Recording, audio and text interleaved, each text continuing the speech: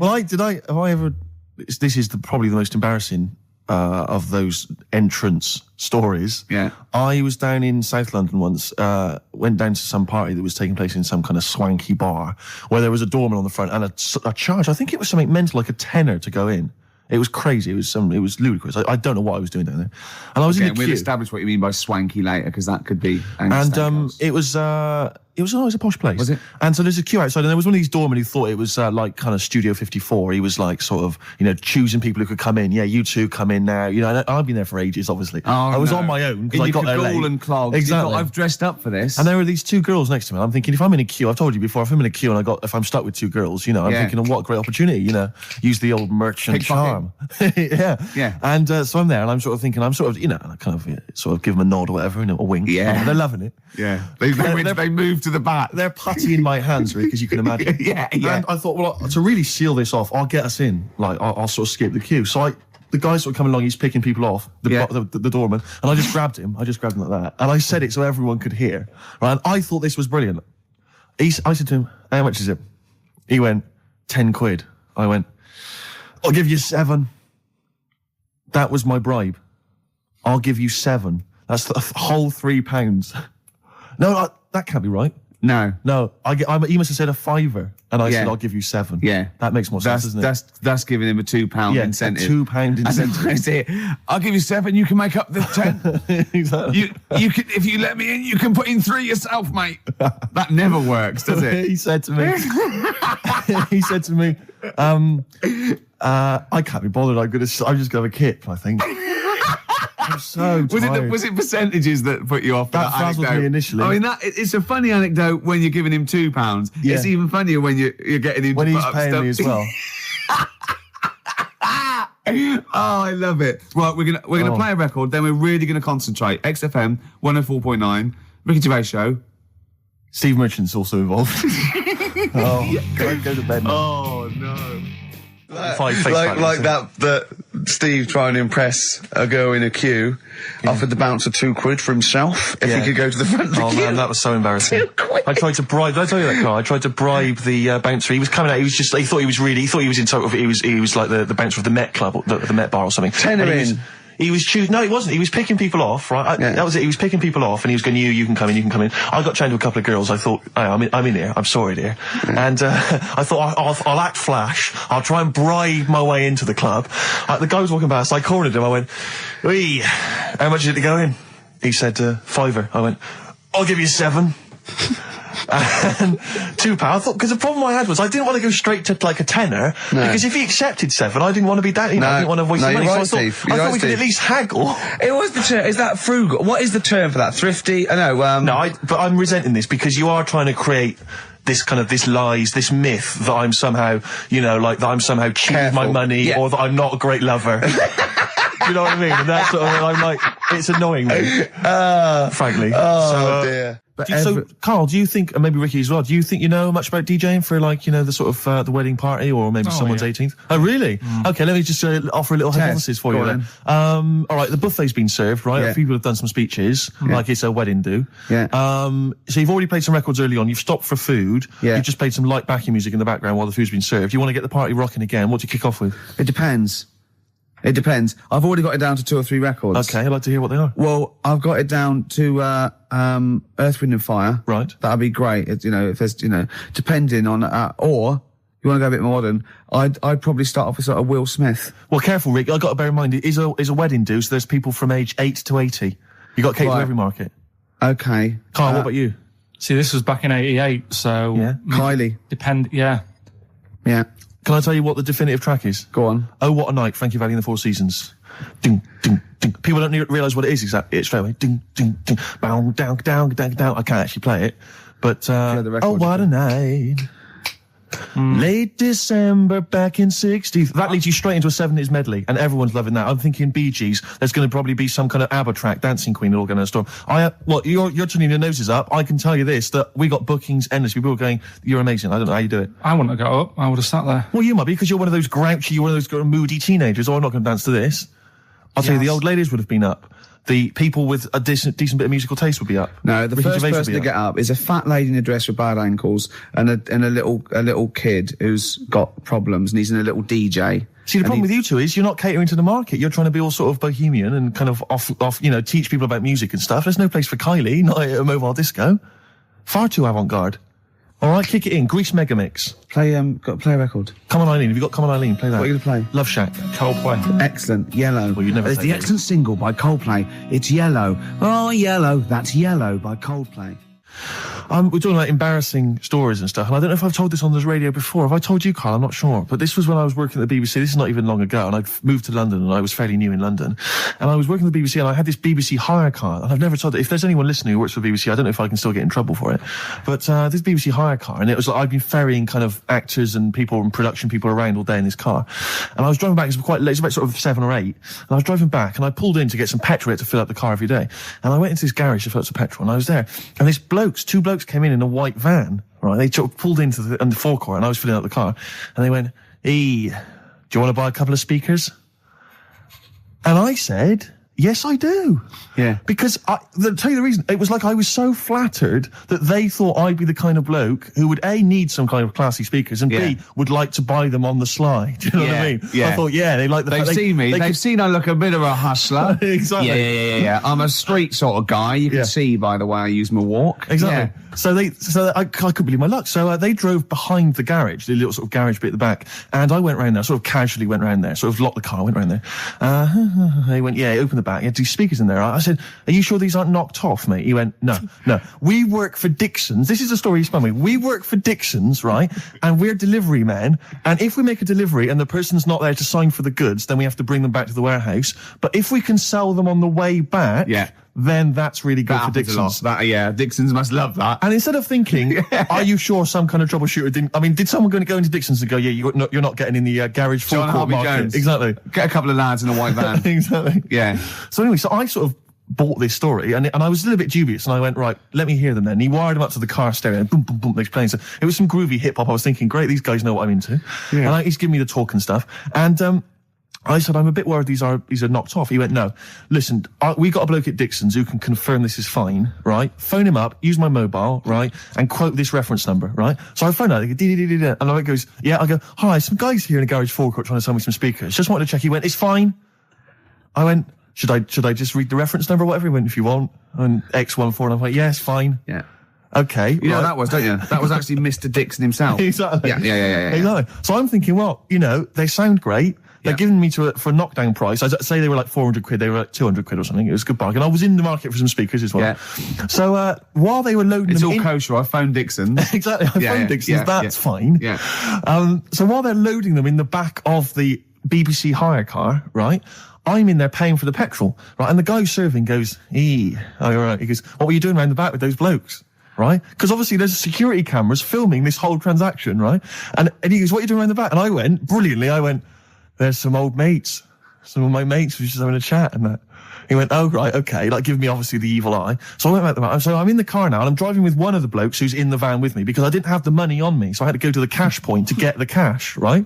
So I'm driving with him and the other guy's following me in the van and he was like a northerner like you and he's giving it all the, all right, yeah, I tell him my girlfriend's a DJ, she's got some of these speakers, they're fantastic, and he's giving me this. And then my mind starts working. Now that I've got a bit of time to think, I'm thinking, wait a minute, this all sounds a bit dodgy. Yeah. It dawned on me, Rick. Fool, are you? You're streetwise. Exactly. You're streetwise, Steve. Not only that, I was thinking, how am I going to get them home? I've got to drop the car off at the BBC. How am I going to get these huge speakers back to where I live? And how can I pay for them? Because I've just spent £100 on Find the Lady with a couple of blokes in the square. It seemed like a fair game. Some of his friends were winning. But so I explained to him, I said, I can't get them back to like Brixton where I was living at the time. He went, don't worry, give us an extra 20 quid, we'll take them home for you.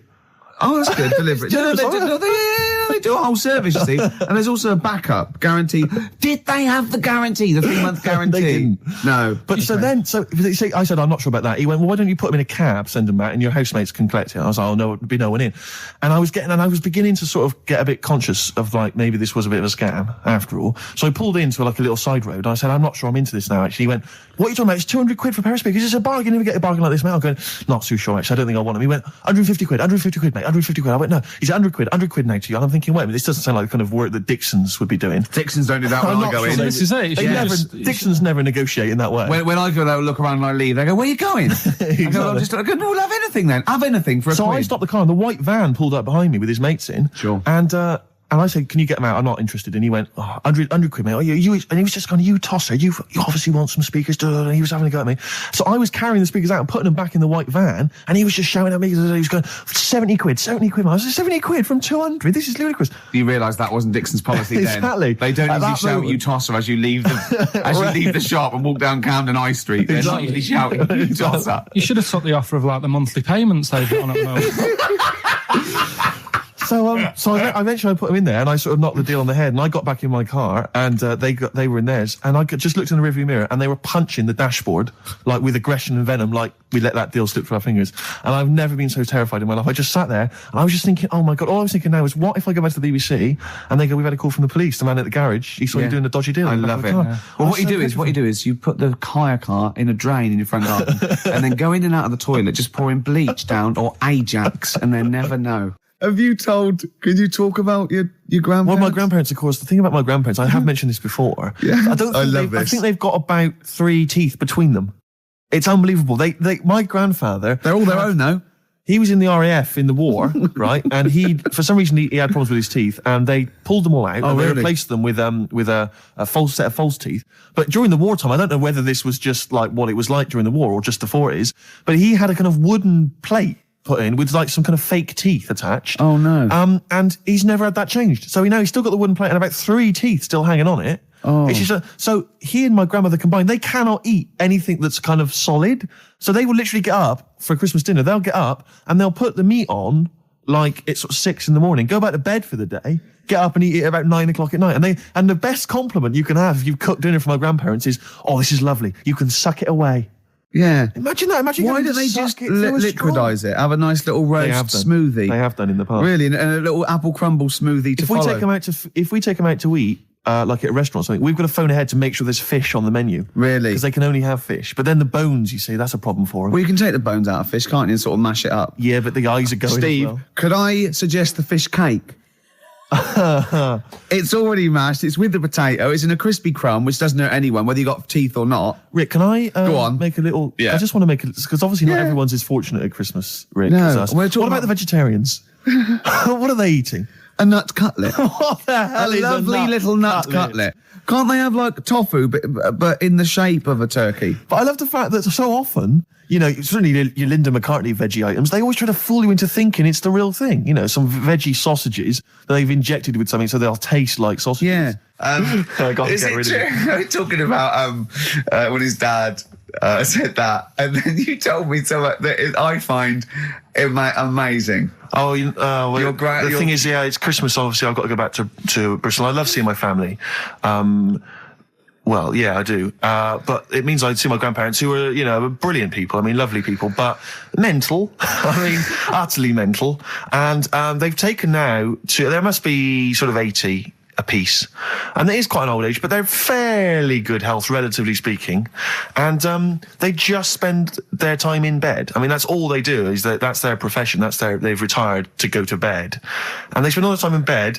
I tell you what they're like. They're like that old guy, they're like all that old family in Charlie and the Chocolate Factory. Oh, yeah. Remember, none of them had got up for like 25 years. Yeah. And you said that they go to bed and they go to sleep, but then when they wake up, what they do is put an extra pillow so they're slightly more upright, and that's them in the day in bed. That's the daytime thing. But they get up and cook and stuff. What they do is they've got about 6 teeth between them. I mean, my grandmother needs false teeth, but refuses to go and have the old ones extracted and the false teeth fitted. So she's working with about 3 or 4 teeth. Oh. My grandfather had false teeth given to him during the war. Wooden ones? Well, it was plastic teeth on a wooden pallet, right, that sits at the top of the mouth. He's still got the wooden pallet, but most of the teeth have come off. So there's about 4 teeth left, 4 false teeth. He's got a set of false teeth that make him look like he needs false teeth. I mean, that's pretty bizarre. So the problem is that they have to get up. They get up about 7 a.m. to put on, say, some beef or lamb, whichever they're going to cook. They put it on at 6 a.m, 7 a.m, so that by the time they eat it at 6 at night, eat, they can use the phrase, this is what a good meal is for my grandparents, if they can use the phrase, oh, that's lovely, you could suck it away. You could suck it away. Who wants that from a roast dinner? You may as well blend it up and serve it as a broth. I don't want that phrase coming from old people without teeth. No, indeed. Because it must remind you of your rent boy days. Exactly. It brings it all flooding back. Oh, God. Flooding's the word. Exactly. Should we play a record before we get really disgusting about your grandparents and blowjobs? That is the worst thing we've said the word blowjob far too many times today. And in the same sentence as you... I can't believe. Anyway. And it's Christmas. Yeah. Oh, dear. You know, I've said in the past to you, Rick, that my grandparents, so I love them dearly, but it's like for the last 30 years they've been waiting to die. I know. It's like they just sort of, it's like, you know, the novelty wore off of life. Life in the 50s. Yeah, they got kind of bored of it. Life, in the 40s, it was brilliant. All sat around the old Joanna as the bombs fell, singing. They loved that. The 50s, you know, that was great as well, because that was the post-war years. It was, you know, it was a bit tight in the pocket, but it was all right. Everyone pulled together. Then the 60s came along, all the crazy music, the funny hair. Let's stay in bed. Exactly. They basically stayed in bed.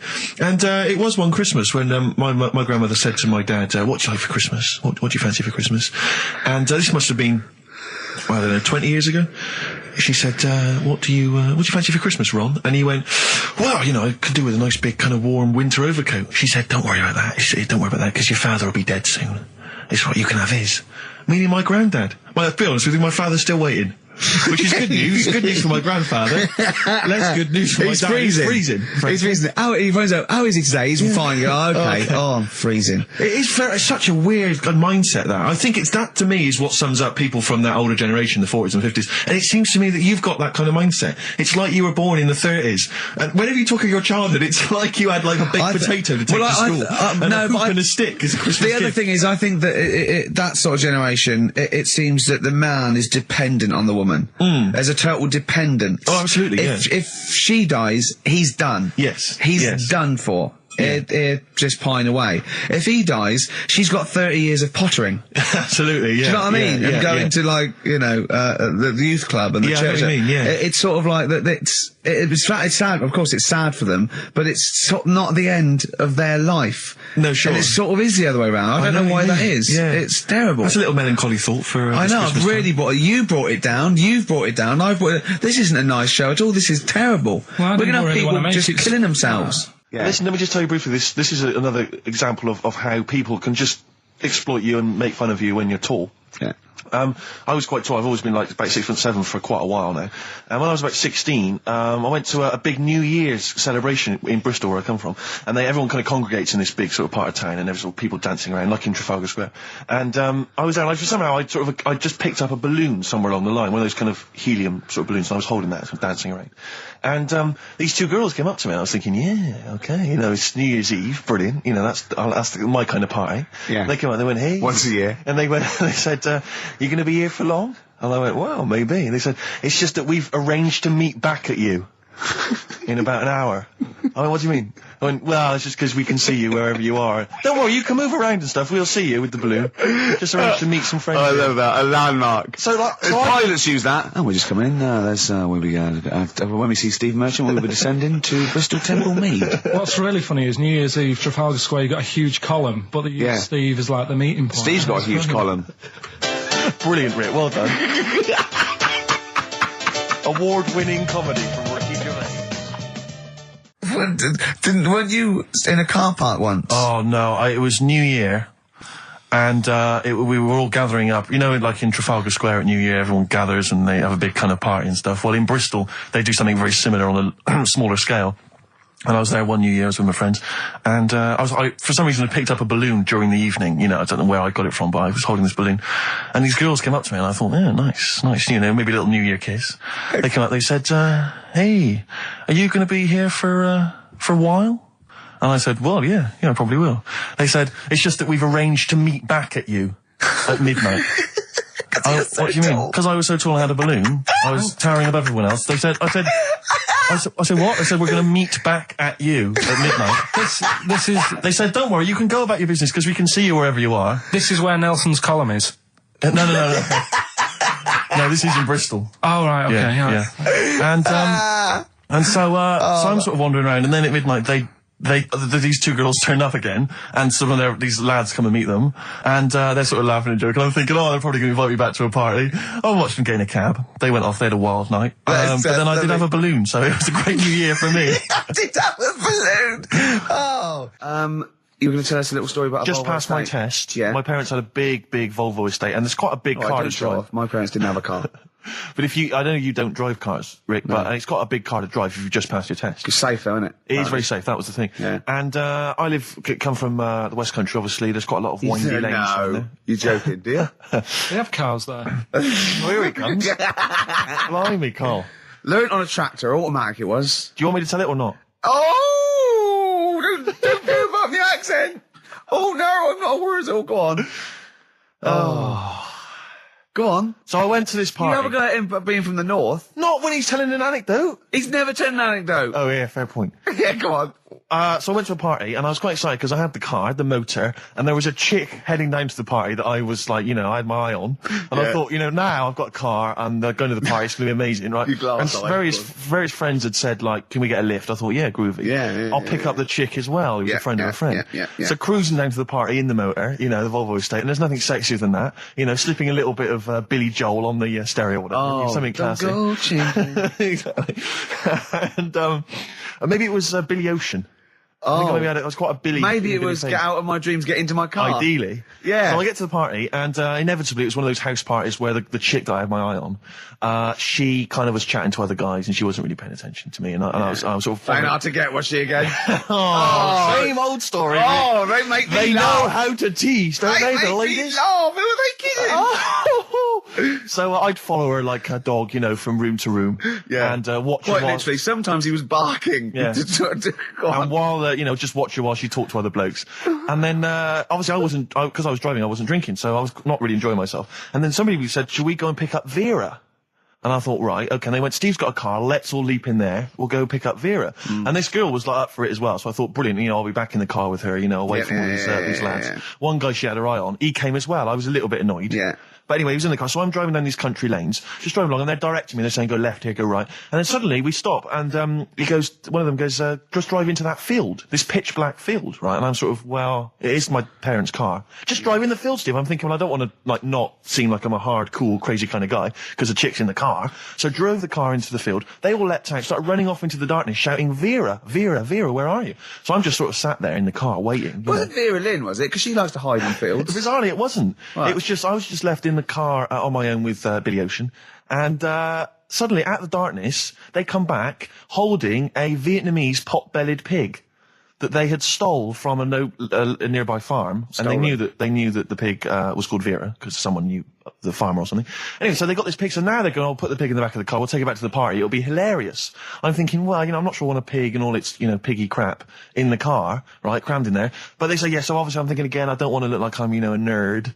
I'm terrified of that, Rick, ever happened. Yeah. So, So you go, hey, bring the pig into the car. Exactly. I'm no nerd. Exactly. Yeah, go on. So now we drive off again. I got this pig kind of screeching in the back of the car.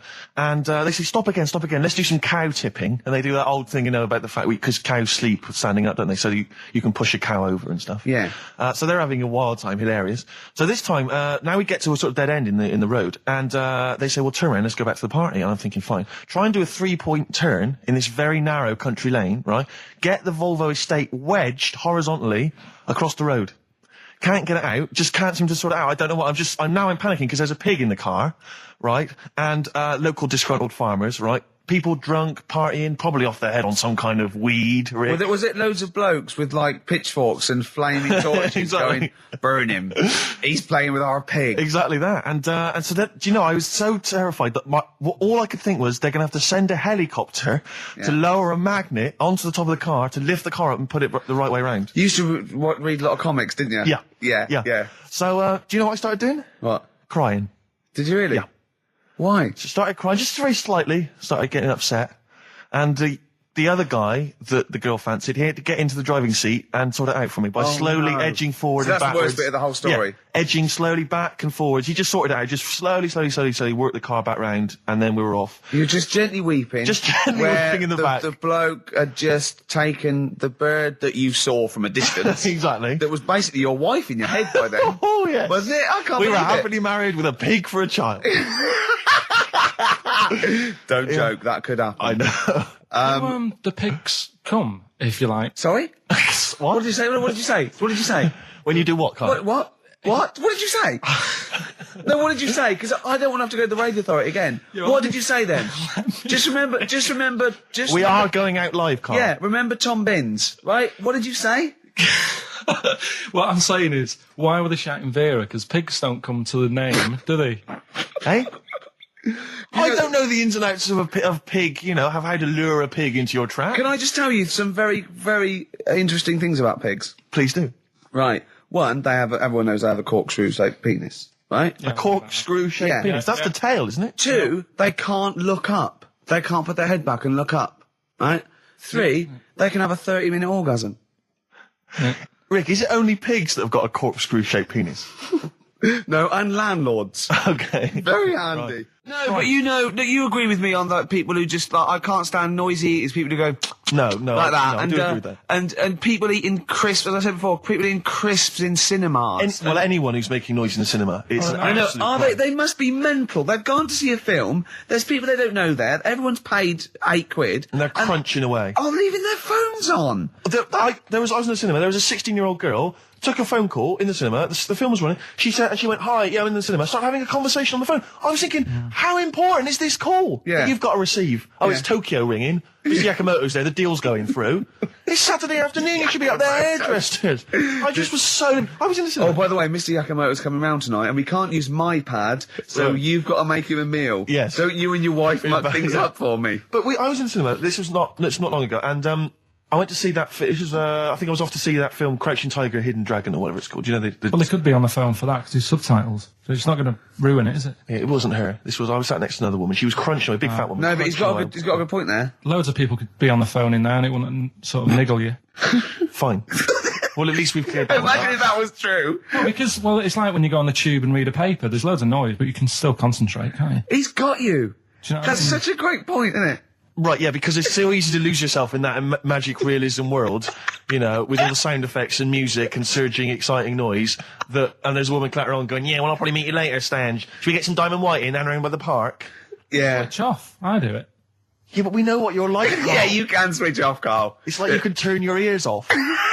That's the skill you Well, it's have. not the ears, it's the behind the ears. Yeah. It's the process between the ears and the brain that you can switch off, so we can still hear all these things like a cat. But I was in there, there was this woman sat next to me, she was a big fat one, she was crunching on some popcorn. Again, that's a crime. Why they're selling popcorn in cinemas? I don't understand why She the needs to noisiest... eat regularly, she's Why fat. the noisiest food in a cinema? Yeah. I don't understand why that's come about. Yeah. Really makes me angry. Yeah. She's right. Smoothies. We want smoothies without straws. Exactly. The trailer for that film AI, Artificial Intelligence, came on. Remember that? And the tagline was, "David is 11 years old. He weighs 60 pounds. He's 4'6" tall. He has brown hair. His love is real, but he is not." Oh, yeah. And she just went, "How old was he again?" To her boyfriend. Right? Just ruined everything. War film trailer comes on for some Pearl Harbor or something. She goes, "Yeah, I don't fancy that. Just announcing this, don't fancy that. Too many war films." So then the trailer, then the opening credit comes on for Crouching Tiger. And before that, that thing that comes up that says it's signed by the BBFC and it has the kind of certificate and everything, and that certificate to say what age you have to be to see it. That came up, and it said Crouching Tiger, Hidden Dragon, in brackets subtitles. She went, "It's not subtitled, is it?" I thought this was the most famous foreign film for years. It won Oscars. It was a huge film. Everyone knew it was foreign. She goes, it went, and so the credits begin. It says Crouching Tiger, Hidden Dragon. She went, "Stupid name for a film." What? She just She wanted paid it. to see it. She was with her boyfriend. So then it starts, right? And obviously it's in Japanese or Mandarin or something. She's like, yeah, and they're all talking in Japanese. Japanese or Mandarin. Whatever it is. So they're speaking in this, Japanese language, Oriental language. And she's going, "Don't they sound stupid? Hot ching chong chong chong chong chong. Don't they sound stupid?" She was going, and then the subtitles come up, and it's quite a weird kind of strange language they're talking. And she was going, "Can't make the subtitles out either. It's both gobbledygook." Just wittering on every step of the film. I totally agree with you. But what I like in your telling of it, I know you start getting quite I'm emotional. genuinely livid. But she went, Mandarin or Japanese, some weird language. Well, I don't know what it was. It's a strange language. It's a strange language. Well, anyway. Oh, dear. So then I moved. I climbed over several seats, made a big huff of, make a big show of moving. Yeah. Sat next to a guy on the phone, just chatting on the phone. Oh, I'd have gone mental at that. So now I hate that film. I didn't enjoy it. I don't like seeing it. I don't want to even think of it. It's subtitles, isn't it? Well, rubbish. That's why I get videos. Yeah, I should have thought that through, Carl. You're absolutely right. Lamb Chop? Yeah, let's play Lamb Chop. This is brilliant. This is from this CD that came out recently with Uncut magazine. Occasionally they put out some quite interesting free CDs. And this was one that had various covers of Rolling Stones songs. And a lot of them were, quite shoddy, but this was a brilliant, specially done, I think, for the CD. It's Lamb Chop doing a version of quite an obscure Rolling Stones song called Backstreet Girl. It's just beautiful. Let's hear it. Steve, you got any other toilet-related anecdotes? Rick, my life is just full of toilet trauma. Yeah. And Carl, you may not realise this, but a while back I used to host, this is bizarre, I used to host a radio show on the BBC World Service, right? Now, if you want someone who's the voice of integrity, the voice of intelligence, the voice of a nation, you're going to come to me. That's obvious. And I was broadcasting, so now they've got listeners of something like 50, 60 million people around the world. It's mental, the listenership of the World Service. And I used to host this show with someone It's a big place, Steve. The World? Yeah. You're absolutely right. And anyway, so I had to be into Bush House where they broadcast from 10 o'clock every Friday morning to broadcast around the world to 50 million people, right? And one week, I went to the toilet in my house, right? Everyone had left. I got there a bit late. I got up a bit late. Already against me. The clock was already against me. Had to be there at 10 o'clock, broadcast around the world. And we got 2 toilets in our house, downstairs one, right? And the door had already been a bit dodgy. It was one of those doors where you had to give it a bit of a kick as you went in. It was getting a bit tight. I don't know what the wood was expanding or something. I'm in there. And same thing again happens. No toilet paper. I think, oh, God, I'm going to have to somehow kind of make it up. Why don't you check first? I normally do, Rick. It's just on certain occasions when I'm bleary-eyed or something, I forget, or occasionally I forget. Normally I do check. Right. And you've got to bear in mind that it's not like this is happening every week. This is over the course of many years that these incidents have accumulated. So you've condensed them. For the purposes of this anecdote. Sure. Yeah. Yes. And great. You're just brilliant. Keeping the pace up of an anecdote there, Rick. You've just drawn in. I don't know where I am now. Anyway, I know where I am. I'm trapped in a toilet with no toilet paper. That's where I am. And I'm thinking maybe I peel off some of the wallpaper, things like that. But there's nothing I can do. I got to go upstairs. Well, exactly. But I have to go upstairs and find toilet paper. Was there any? There wasn't. There wasn't. Oh. I'll have to go upstairs and maybe find a notepad or something like that. Oh. And so I try the door. Right, the door's wedged. And I'm pulling on the door, and I can't get the door open. It's just like it won't come open, and it's already. And I knew it was going to come to this at some point. Like this is like the clock's ticking. I'm trying to pull the door open, trousers around my ankles again, and I'm thinking, well, what I could do is I could open the window, I suppose, and try and climb out, but not really because I got the trousers around the ankles. And that's or if it was raining, just stick your ass out. 2 birds with one stone. Sadly, it was a beautiful day, Rick. I call it the World Bee Day. And so. So what I'm thinking is, I got my mobile phone in there, luckily, because it's in my pocket. I'm thinking, well, maybe I can phone, I would seriously... Kleenex. Maybe I'll phone the fire brigade. At this point, I mean, just dried. No, it hadn't. It was... Hold on. Was that little puppy not around? Because sometimes you can call that, it's got a little bit wrapped round it. Listen. Or just use the puppy itself. There's 50 million people around the world going to hear my voice in 30 minutes. Exactly. And where's Steve? He's not locked in a toilet again, is he? Exactly. Oh, no. So I'm thinking about phoning the fire brigade, and I'm thinking, like, if I do that, it's going to be the first call that goes straight on the speakerphone. Yeah. For like the entire fire brigade service everywhere. With a butch hero carrying you down over his shoulders with your trousers around your ankles. Exactly. Can I just not pull him up? No. You've got to be taught a lesson. Yeah. But I imagine the idea of phoning up and going, hello there, I'm trapped in a room in my house. Oh yeah, which one is it? Oh, I don't need to know. It's quite small. Is it? Yeah. It's not the toilet, is it? Because we don't want to come and rescue someone who's trapped in the toilet. Which service do you require? Paper? So I think I can't find the fire brigade, the clock's ticking. So then I think one of my housemates is still in the house, but still asleep. So I phone the house number. Right, phone rings and rings and rings for ages. And eventually he answers the phone, right? Gets out of bed, answers the phone, yeah. Hi, it's Steve. All right, what's wrong? What are you doing? What are you doing? Yeah. All right, yeah. I didn't wait, don't know. What are you doing? Just in the toilet. Just downstairs in the toilet. Oh, yeah, what are you doing? Well, I've finished what I'm... Have you got any toilet paper? Any bog roll? Yeah. So he had to, kind of scrape together a few bits of paper, and sort of tinfoil or whatever he could find in the house. A cactus. Right? Oh, no. Pass it underneath the door. Right? And then I said, can you move away from the door because I don't want you to hear me as I'm, wiping the And so you he didn't say that? Yeah, well, I didn't want him to, that's embarrassing. Sorry, that's embarrassing. What were you wiping it with? Not tumbleweed. What do you mean? What noise? I know what you mean. Yeah. No, exactly. Right. So then I say, right, can you smash Why was he hovering? Why didn't he want to walk away? Will you keep what was it outside with a glass to his ear? Yeah. Thankfully there was a window in the door, but it was frosted glass. You could just see my semi-naked body moving around. And so eventually I said to him, look, listen, I'm going to need you to sort of kick the door in. He said, well, I don't want to kick the door in because you're going to have to pay for it, aren't we? I go, yeah, but I got to go to the World Service.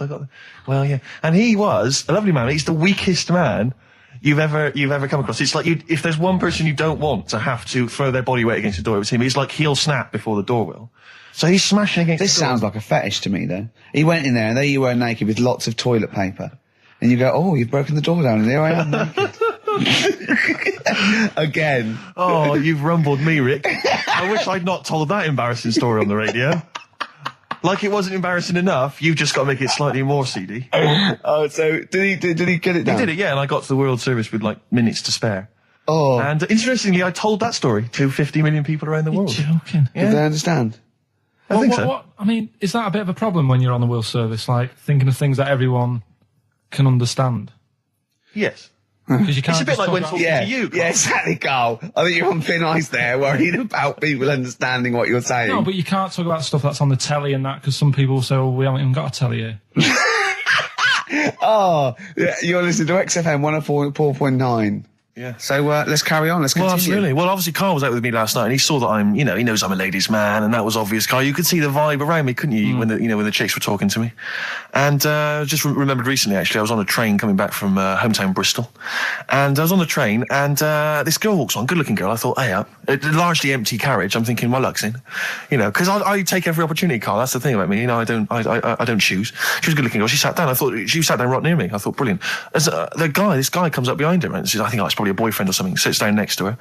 And I listened in on the conversation, obviously, because I'm pretending to read. It was very clever. I read the same page for hours, so I was pretending to listen. I was listening, but pretending to read. And I realised that it's not her boyfriend or anything. It's just some guy she's met on the platform. And I'm thinking, brilliant. If she's the kind of girl who's just going to start talking to someone, on a platform, on a train, brilliant, I'm going to be in here. Because he was only going one stop. So I'm thinking, what's the worst that can happen? He'll nick off, I'll get chatting to her, and who knows, I could join the... is there a train equivalent? Foot High Club. The Foot High Club, brilliant. And so I'm excited, I'm listening in. And it turns out that they're both kind of graduates who've just finished university, or they're coming to their finals or something. And they're chatting away, and he's making a couple of witticisms, and she's kind of tittering at his jokes. I'm thinking, well, I'll tell you this, if she's laughing at this kind of material, I am going to blow her away, with my kind of anecdotes and wry observations, It was weak stuff, I got to be honest. Really? He was coming out with nothing. He was running on empty, as far as I'm concerned. Yeah. And she was loving it. So I'm thinking, brilliant, I'm going to be right in here.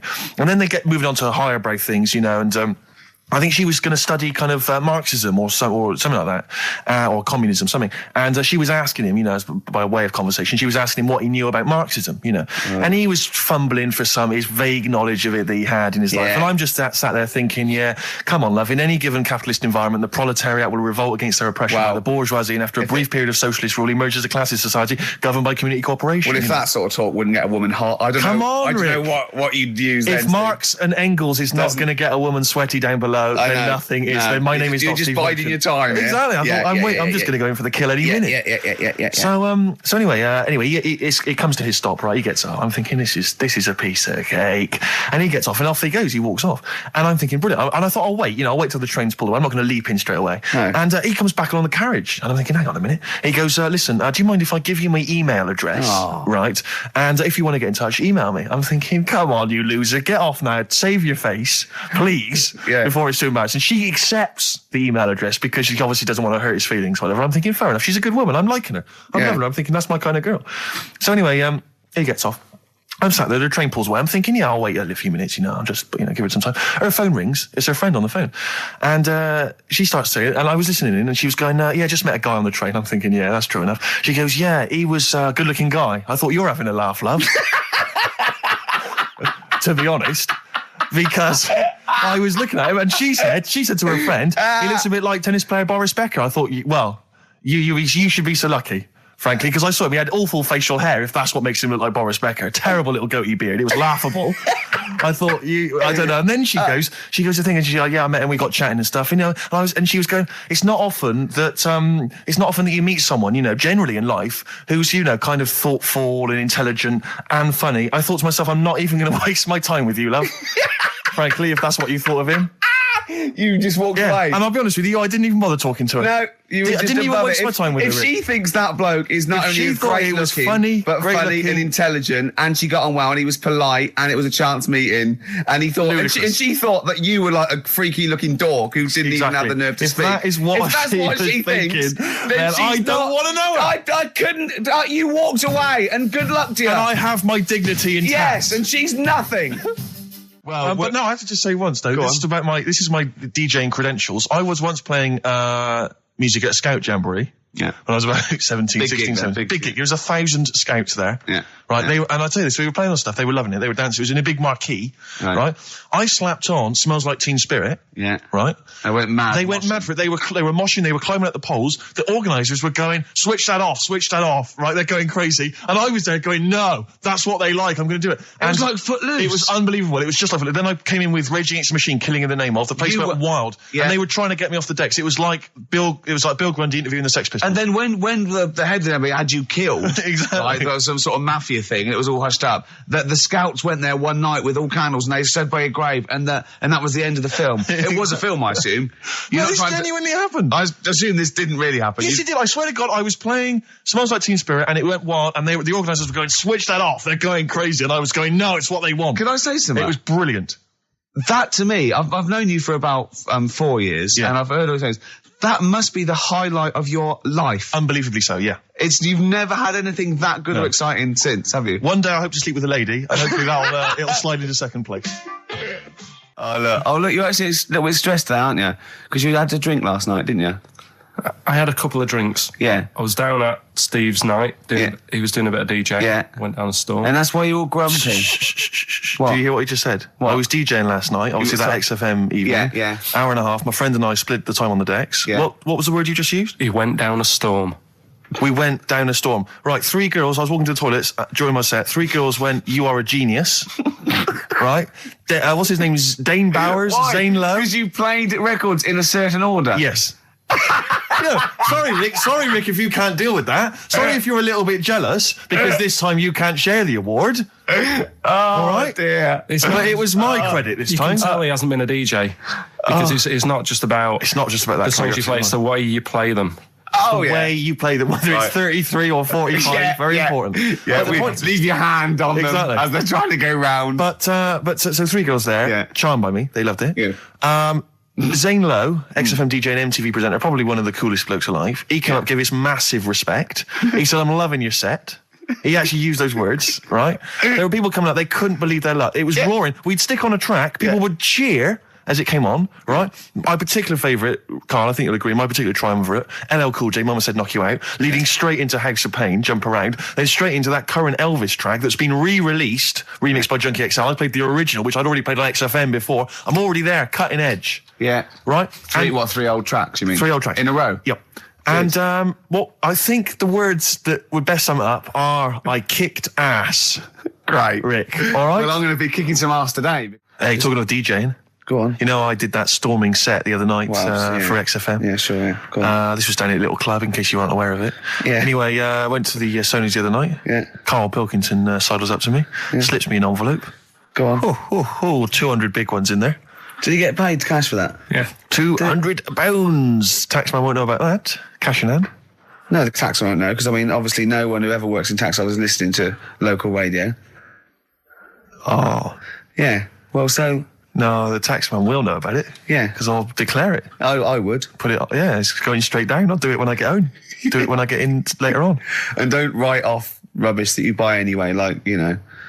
No, I won't. No. I'll do it all above board officially. Fill it all in correctly. And so I'll send it now, I'll send it tomorrow so that you get it early. So it's not too busy for you, sir. Oh, never mind. But Rick, I just need to mention something quickly to you. When did I last see you? I saw you yesterday, didn't I? Yeah. Because we went up to Edinburgh yesterday. We were very nicely invited to go and talk at the Edinburgh International Television Festival. It was quite a big deal. We went up there and we were interviewed. And Ricky chose to go on the train because it takes like 4 hours. Is it 4.5 hours or something on the train? But it's quite leisurely. It's quite sort of gentlemanly thing to do. Yeah. I opted to go for the plane option and fly up there. More modern. Exactly. And they bankrolled that. They paid for it all, and that was all not very nice. And as I recall, when I last saw you, we got a cab, didn't we? And you asked if you could get the cab to drop you off at the train station. Yeah. And then it took me on to the airport. Yeah. Did I? Now that was before. The last time I saw you was before I got to the airport and missed my flight, wasn't it?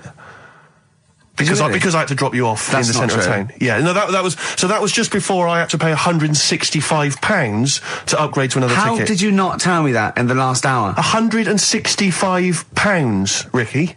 I had to pay because we dropped you off at the train station. So, I mean, do you want to go halves on that, or how do you want to deal with that? How do you want to sort that whole mess out? Why were you late?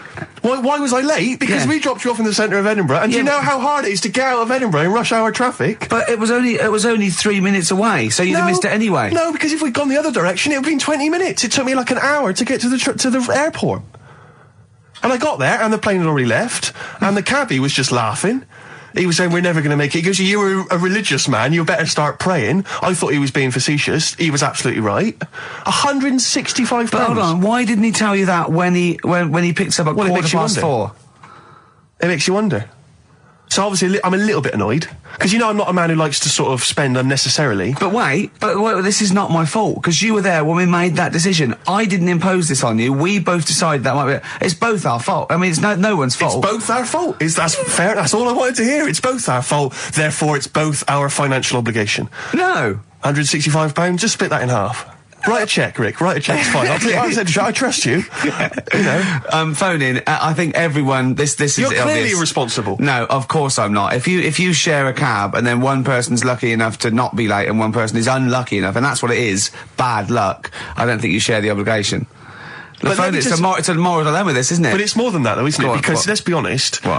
Even if you had known that I was going to get there late, you'd have wanted me to hang around just so you weren't left around waiting for a train on your own. No, because you get bored sitting there. So you'd have wanted me to at least got in that cab. I got there way too early. I actually got there I was there about 30 minutes early. You made it fine then. That was exactly. So I mean, I sacrificed me hanging around for half an hour so you could get it at 4:15. And the other thing is this: you were going to get it at 4:15 anyway. Yeah, but I would, if I'd gone the other direction and not dropped you off in the centre, I would have been there in time. Would we? Well, is that true? Well, only God knows. Well, and the cabbie. What I mentioned it to. So, I'll tell you what to cheer you up. I'll tell you what's better than 80 quid. I'll tell you what's better than, shall I? Go on. Music. What, are you paying the whole 165? Listen, look, I've brought in a little track here, Bruce Springsteen off the Tunnel Love album, and I know you're a Springsteen fan. I'm a Springsteen fan. We should just qualify this, because a lot of people who listen to XFM are obviously a bit edgy about Springsteen. They just think he's this old, kind of ludicrous 80s rocker, the bandana, you know, the flying the flag, which he never really was. No, that was Bon Jovi. Exactly, don't confuse Bon Jovi. But seriously, no, do you know what I mean? He did write some great music in the 70s, and he's just got a little bit kind of pompous in the 80s, but he still turned out some amazing tunes, one of which I imagine is this one, Rick. This one's called Brilliant Disguise. Yeah. What about, are you a fan of any of the great English operas, like The Pirates of Penzance? Yeah, Gilbert and Sullivan. To me, Gilbert and Sullivan were like probably their day equivalent of like Richard Stilgoe getting together with Tony Slattery. And then 100 years later, people go, it's brilliant. It is like, they might as well, I don't know, make any episode of Whose Line Is It Anyway? Right, yeah. Into an opera. And in 200 years' time, we're going, that's genius. Yeah. Listen to this one. Look, this is Party Quirks. Yeah, Amdram Society. We're step. Because I was in the Pirates of Penzance once in an amateur production. You used to like Whose Line Is It Anyway? I did. That was. Although I did watch it when it first came on Channel 4 about 15, 20 years ago. But we did the Pirates of Penzance when I was in an amateur dramatic society in Bristol, the Bristol Operatic Society, Light Operatic Society. I don't know why I was involved, because I can't sing. My audition, I thought, this is how desperate they were for blokes. I swear to God, right, I can't sing, you know. Well, you? Yeah, all right, calm down. And I went in and they said, "So what are you going to sing?" I went, "Well, I want to surprise you." They said, "Do you want a piano accompaniment?" I said, "No, I don't think so." I went to the back. I swear to God, I went to the back of the room and I just sang Thumbelina, Thumbelina, tiny little thing. Thumbelina dance, Thumbelina sing. Thumbelina, what's the difference if you're very small? 'Cause when your heart is full of love, you're 6 feet tall. I just did that. And they just looked at me like I was the weirdest freak they'd ever had. Immediately put me in the chorus, because that was how desperate they were for blokes. We rehearsed it. I couldn't remember the lyrics. Thank God you were doing Thumbelina. Yeah. Oh, but I couldn't remember the lyrics. What was it for? Was it Gilbert and Sullivan? It was the Pirates of Penzance. There weren't enough blokes, right? So that we had to double up. So some of the pirates had to double up as the policemen who were chasing the pirates. A little bit problematic in the scene when the policemen and the pirates have a fight. That was a little bit tricky. And the worst thing, so there's this sequence where, like, the daughters of the Major General all kind of like, oh, beautiful, something like, oh, beautiful little girls are we, la la la la la la la. And the women they must have all been over 40. I mean, real kind of toothless crones creeping around in their 90s. Is it the sort of women that buy one of those sort of porcelain dolls from the TV and go, look, I've had a baby. It's not a real baby. It is a real baby. I'm going to stab you. Yeah. One of those. Exactly. It's the sort of women that you'd see maybe on TV's Bargain Hunt. The kind of contestants you get on there. Those are women who sort of, they're in Amdram and they think they've clung on to their looks, but they have never made it in the guy who was playing there's a guy who's supposed to be an 18-year-old prince, an 18-year-old pirate, the Pirate King. He must have been 40 years a day. He also directed the show, though, so he got to prance around in these thigh-high boots. Ludicrous. It was so embarrassing. It was shameful, really. I'd love to go to Amdram. Amdram is a whole other world. It's such an incredible place, because there's so much backbiting and envy and... Really? Oh, it's incredible. It's worse than the real world of theatre and TV. It's unbelievable. Because the same old people get to do it every year because they can hold a note. Can we go along? You would absolutely adore it, Gervais. It is film it, a secret camera. Did I ever tell you about the time that my father, when I was younger, we went on holiday? My dad he'd bought a little boat. Little sort of wooden boat, make a 3-seater, and he and a friend of his went out with me in the boat. I was maybe 12 or 13. Went out and we sort of went, I think we were we had the little motor, outboard motor, chugging out. We just thought, we thought this was real seafaring stuff. Brilliant. We'd lost sight of the beach because we'd gone round a corner of like a mountain, or like a cliff. And so we were just round the corner, and there was this boy, just floating in the water. Not a boy, but like a boy. And, very tricky to explain that on the radio. It's the same word, isn't it? Boy, a boy, and a boy. Yeah. And so we float past that and we're just chugging along. The motor conks out. Oh, I can't believe it. We have to row back in. So they're rowing away. I'm just sat there. And we noticed that every time we sort of think we've got past this boy, it just seems to be back where it started again. And we realised that the tide is taking us but not taking us out, taking us towards these rocks. And we've just got ravaged rocks. And we were a bit pretty scared because I can't swim very well. Or I couldn't at the time. I think when my dad had maybe bought, he didn't, I'll be honest with you, I inherited a lot of things from him. One of which was his carefulness with money. just the one life jacket. How deep was the water? Which I seem to remember he tore off my back and put on himself. So the water's pretty down. I'm not saying we would have necessarily died, but it was pretty scary because the boat, we were going to go crash into these rocks and stuff. It was getting pretty unnerving. And so they're sort of rowing like mad, we're just not making any progress. And we're beginning to think that this might be the end. And this boat, this kind of ferry boat, comes chugging by doing tours. Ching, ching, ching, ching, ching. And it comes by and my dad goes, oh, wow. We were going, brilliant, they can help us. They'll throw us a rope, they'll tow us back in. He was going, you've got to be careful, hang on, because according to the laws of the sea, if he rescues us, Steve, he can claim my boat.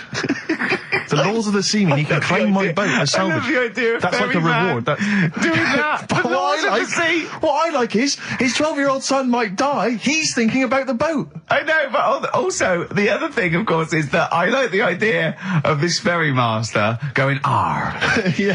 The boat be mine now, or take your son. Yeah. Let me think about it. I need a new bed. That'll be just right. King size. Oh dear, that's lovely.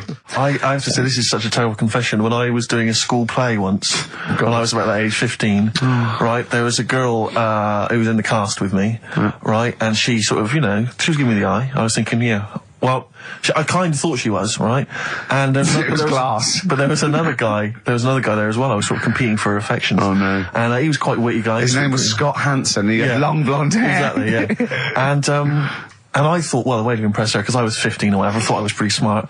I sat in one of the adjoining dressing rooms, reading a copy of the philosophical book Zen and the Art of Motorcycle Maintenance, which I didn't understand, but I sat there reading it in the hope that she would walk in and think, my God, you're reading Zen and the Art of Motorcycle Maintenance. You don't go with the crowd. You don't want to come next door where we're talking about nonsense and people are flirting. We're talking about the bangles and curly-whirlies. You're in here saying, look, just, if you want to come and talk to me, you're welcome, but I'm not... I'm a thinker. I bet you thought you were Kwai Chang Kane, didn't you? I thought it was like she'd think, Jesus Christ, I've never met anyone like him. That is genius. And I remember the one time she accidentally walked in, she went, oh, sorry, wrong room, and left again. And that was it. Sorry, at 15, so this is about the time you took to wearing a bow tie to impress slightly people. Younger wearing a bow tie. I love that. No, I used to watch a lot of Harold Lloyd films, and he always seemed to do very well. I love it. I love the idea of at 15 you going, well, it's time I went to wooing. Right, right, on with the bow tie. Where's the Zen? Where's the pipe and my boater? It's a time I got me a bow. Yeah. I love that. But songs are great as well. The other thing you do, sort of when you're about 15 and 16, is start writing songs about, like, the world's trying to take a piece of me. Hey, you think I'm going down? I'm coming back. I'm against the ropes. They try to drag me down. It's like you want to be Cool Hand Luke. Yeah. They put me in this emotional prison. The man's on my back. Who? They try and take a piece of me. Who do? Well, you're 14. Parents and that, don't they? You're really comprehensive. The teachers. Yeah. I absolutely love it. I still remember a poem. I'll not say his name. We're about 14, 15, and we had to write a poem, and obviously everyone's was pretty rubbish, but we mercilessly took the piss out of this bloke because I still remember the poem, and how he did it is he went through a dictionary and found things with that, and this is a poem, right? Okay, remember? I've remembered this for 25 years, right?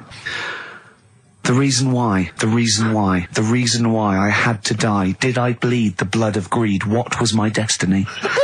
And when we hear this, we were laughing. I mean, for a year, we would go, what was my destiny? It was just great. Can I hear it again? I enjoyed the reason why I had to die. Did I bleed the blood of greed? What was my destiny?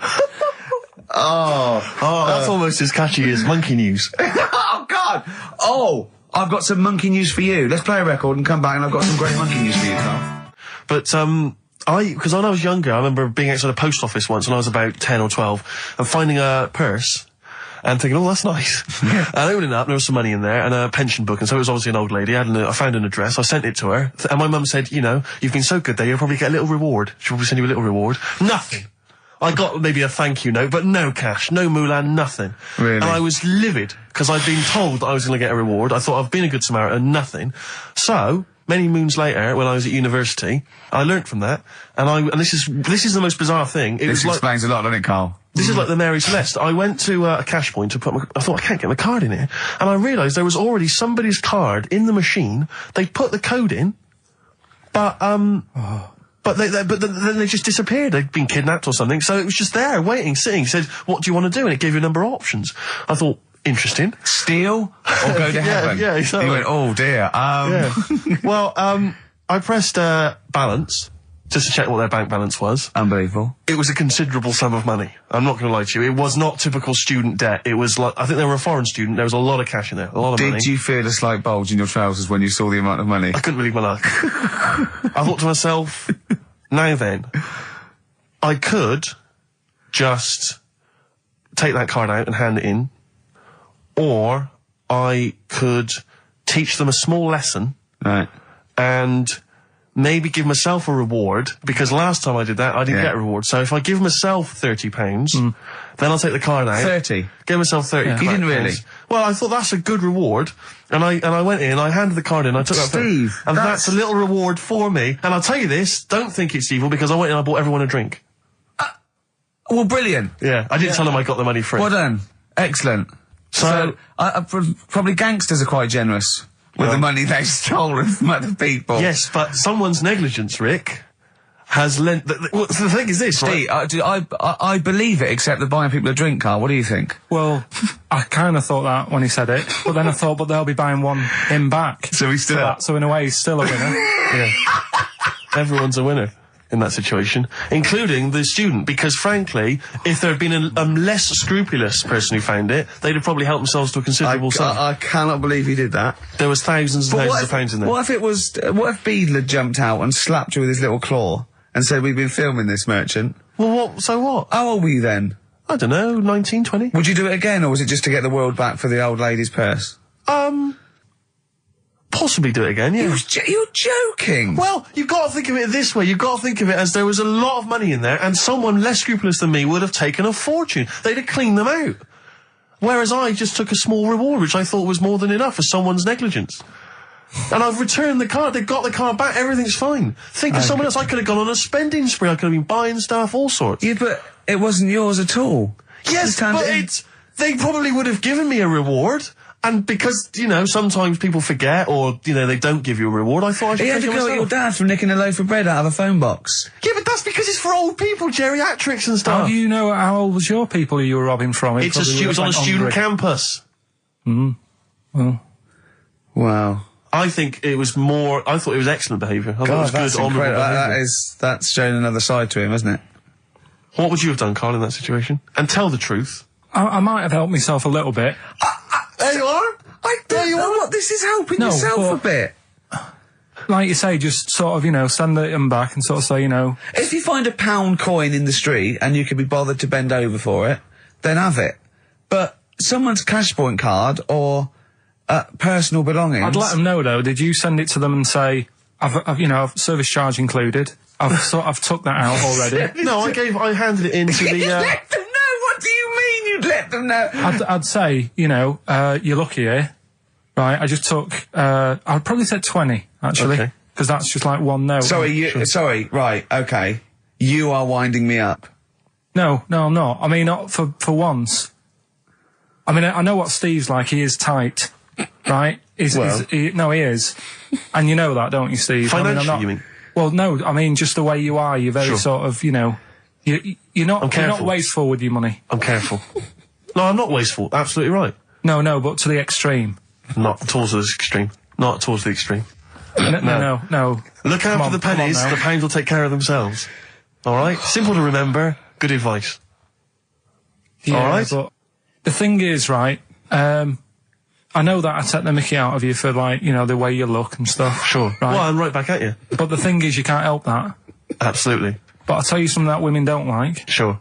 And it's fellas who are tight with the money. Sure. I'm not frugal with money with ladies. I'm frugal with money with you. Well, I've got no reason to splash money out on you. I've never seen you splash money out. Well, you've never been out with me. Steve, have you ever splashed out on a lady? No, but I hope to one day. The right lady. Play a record. Sorry, just suddenly struck me something. I don't know if I mentioned it before. You mentioned you tried to catch your guy out when you came back once. You opened the door really quickly to see what he was up to. Did I ever tell you when I was at university? Now, I'm very tall and I've got enormous feet. Size 14. Size 14 shoes. And when I was at university, everyone, it seemed to me, was wearing Dr. Martens. It was like you had to wear a pair of Dr. Martens. It was kind of the rule. Dr. Martens was big for you? Yeah, so that's a big pair of Dr. Martens. That's where the myth of the old woman who lived in a shoe, I think, came from. People with my size shoes. Anyway, I just literally kind of moved to university. I'd been there for like literally a couple of months. And obviously in that first period, you're quite keen to kind of, you know, reinvent yourself, strike yourself, you know, try and give an impression of perhaps being quite sophisticated, worldly, cool, all those things that, you know, you've left behind all your childhood friends, so you're trying to, you know, develop something. But you didn't bother, you didn't? What, sorry? You didn't bother? No, I was working hard on it, and I was kind of, you know, I was doing alright, you know, and I had a tie-dye shirt, and I was looking good. And, so I was trying, you know, working hard to try and seem kind of cool and not freakish. And I came back from studies once, and I came in, and there was a little old cleaning lady that kind of would always come in every day and clean up our halls of residence. And I came back, and my door of my room was open, and there was like a little huddle of people just peering in, right? And I thought, this is odd, you know, that my door's open and I'm not in there, and there's people staring in the door. And I looked in, and the little cleaning lady had my Dr. Martens on and was clumping around. Making them all laugh. Making them all laugh, doing an impression of me. That's amazing. Imagine that. Imagine the psychological scars that has. I don't know that she's more popular than you. Yeah, exactly. And they go, come on, Maud, let's go to the JCR. Exactly. And they carry her down. They go, drink. And she goes to, Steve, you better have that spotless by the time I come back. You go, all right, I will. All right. But what I like is the fact that I'm sure that's not part of the cleaner's code. The cleaner's code is you don't have the keys to everyone's room, so you can go through their belongings and play practical jokes. I mean, surely it's a kind of, there's a trust. She must have looked like a wall bracket. I went bowling with him once the first time, and we went bowling at this place. Where was it? I mean, Finsbury Park. And I'd never been before. And he goes, you got to wear special shoes. I went, all right. He went, so. He goes, have you got size 14? And she went, yeah, I've got one pair. And she put them on the table, and they look like crusty. Honestly, honestly, it looked like, it was, I just started laughing because they're so long and thin anyway, and they're multicoloured, aren't they? They're two colours, and it looked like Krusty the Clown's feet. And then this teacher just went, all right, 14, that is big, isn't it? It is a huge size shoe. You're right, yeah. And it was just the one cleaner in them. Just the one, sadly. She did have loads of kids eventually and brought them up in there. You were talking about renting an office. I'm a little bit intimidated because I'm just at the moment thinking about trying to buy a flat or something because I'm just tired of pissing money down the drain every month. I know, yeah. And but I'm really petrified. I've put it off because I'm really gullible. When I'm confronted with anyone in a suit who sort of knows what they're talking about, they can sell me anything. I'm intimidated. It's like, you know, you're supposed to go in there and you're supposed to sort of act like you're the guy with the money. This is what I want. This is what, no.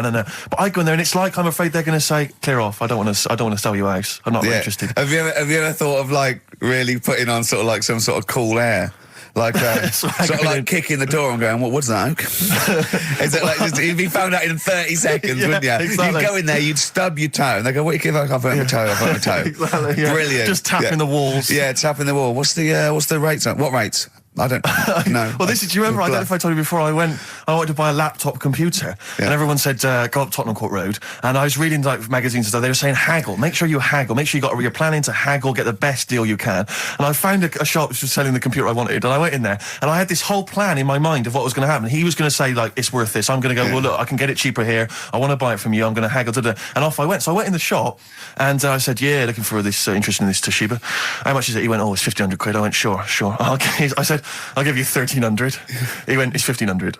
And I said, sure, but I'm willing to give you 1,300. He went, 1,500. And I was done already because he hadn't even begun to haggle. And I was assuming he'd at least go 1,400 and we could start, but nothing. So now I was screwed. My whole plan went out the window. Yeah. What did you just leave? No, I said to him, the thing is I can get this computer cheaper down the road, but, you know, I like what you're providing there. I like your service. I've had good stuff about you. It was amazing. I said, I've heard good stuff about you. And he went, I said, seriously, I can walk down the street, I can buy it there for cheap for like 1,400. And he went, well, see you later then. And I was like, right. So I walked out the place. I said, well, I'm going to have to leave then. And I walked out the place, and of course I wanted to get it from there because it was still the cheapest, so I had to walk back in again. I went, yeah. I've just had some second thoughts. Listen, I'll tell you what, I'll pay the 1,500. Can I get a free carry case? He went, the carry case is free anyway. I said, I'll take it. The carry case is free I got nothing. No, but how much would you charge for that if it was on sale? Carry case a tenner. Well, let's just say it is a tenner. Give it to me for free. And he went, no, it's a tenner. And you went, well, you said it was free a minute. Yeah. It's just pathetic. That is lovely. It's having to walk out making a big statement and then come back in again. Oh dear. So I'm really scared. I feel like I need someone to come with me and do all the talking. You know what they're talking about. Because I'm not going to be able to tell if there's subsidence or if there's damp or... No, but you don't do that. Don't I? Is that not my responsibility? No, you get a survey done. Sure. And they charge for that, and then you don't have to go around doing it yourself. Right. Could I make a saving if I did it myself? Yeah, this should be over. Yeah. There's a hole in the wall, Steve. Yeah, but what's a hole in the wall? Put some newspaper over that. In Chaucer's day, that was the toilet. That'd be fine. I'll tell you, you're going to go along later to the Live 8 gig and you're probably going to see some bands that are going to make an effort to entertain you, but if you want entertainment, Rick, you know it. There's only one person to book. Go on. Me. If you perhaps I'm going to do, because I'm obviously a top DJ on the radio, but where I really come into my own is DJing in any kind of club environment. Well, you told me you were DJing, I didn't go to it, DJing at a party, and you said the place was rocking. The place was roaring. And I loved it. Carl just said he was there and they weren't. Well, that's nonsense, Carl, because you know very well that when I'd put on a tune, they'd cheer. Yeah, but it was late on in the night. They would have done that whatever you put on. That's nonsense. No, they were happy and everything. I'm not saying they weren't having a good time. It was your party. It was all right, but they weren't going mental like you're sort of making up. They were definitely going mental. When I put on the Proclaimers, they could not believe their luck. They would have walked 1,000 miles. Was it good though? Were they really? What were they doing? They were dancing, were they? Dancing and that, but they weren't sort of cheering, going, more and all that at the end. What are you talking about? Take On Me came on. The big cheer went up. Oh, I don't know who to believe. I've been there, done it, Steve. I've been the DJ as well. It might be jealousy. It might be like professional jealousy there. Yeah. I think it's because my fortunes are on the up and these are on the down. We all know famously that he had Pilkington making music, his DJ outfit. Didn't happen. I did enough. I just wanted to do enough to pay for the equipment, and I did. And that was that. But I don't like crowds, do I? But you're safe, aren't you? You're behind the little thing with the flashing lights. But there's still a lot of people and that. Forced fun. Don't like that. Forced fun? It's not forced fun. They haven't got to dance if they don't want to dance. Yeah. Don't like it. What do you mean your fortunes are on the up? Anyway, DJing. Well, I'll tell you, I was hired. Well, I say hired. I did it as a favour to a friend. His wedding the other week.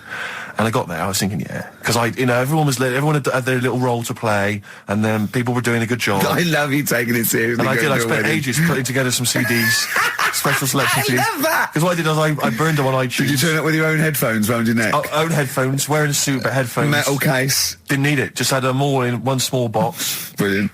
Boom. I thought this is good stuff. I got some classics here. Give me an example. Give me an example of the first hour, the warm-up hour. Rick, I'm coming straight in with Frankie Valli, Oh What a Night. Brilliant track. I mean, when those beats start at the beginning, who's not getting on the dance floor? Wait a minute, what's this following up? Go on. It's the Jacksons. What, I Want You Back? I Want You Back. Brilliant. It sounds good at the moment, Carl. Yeah.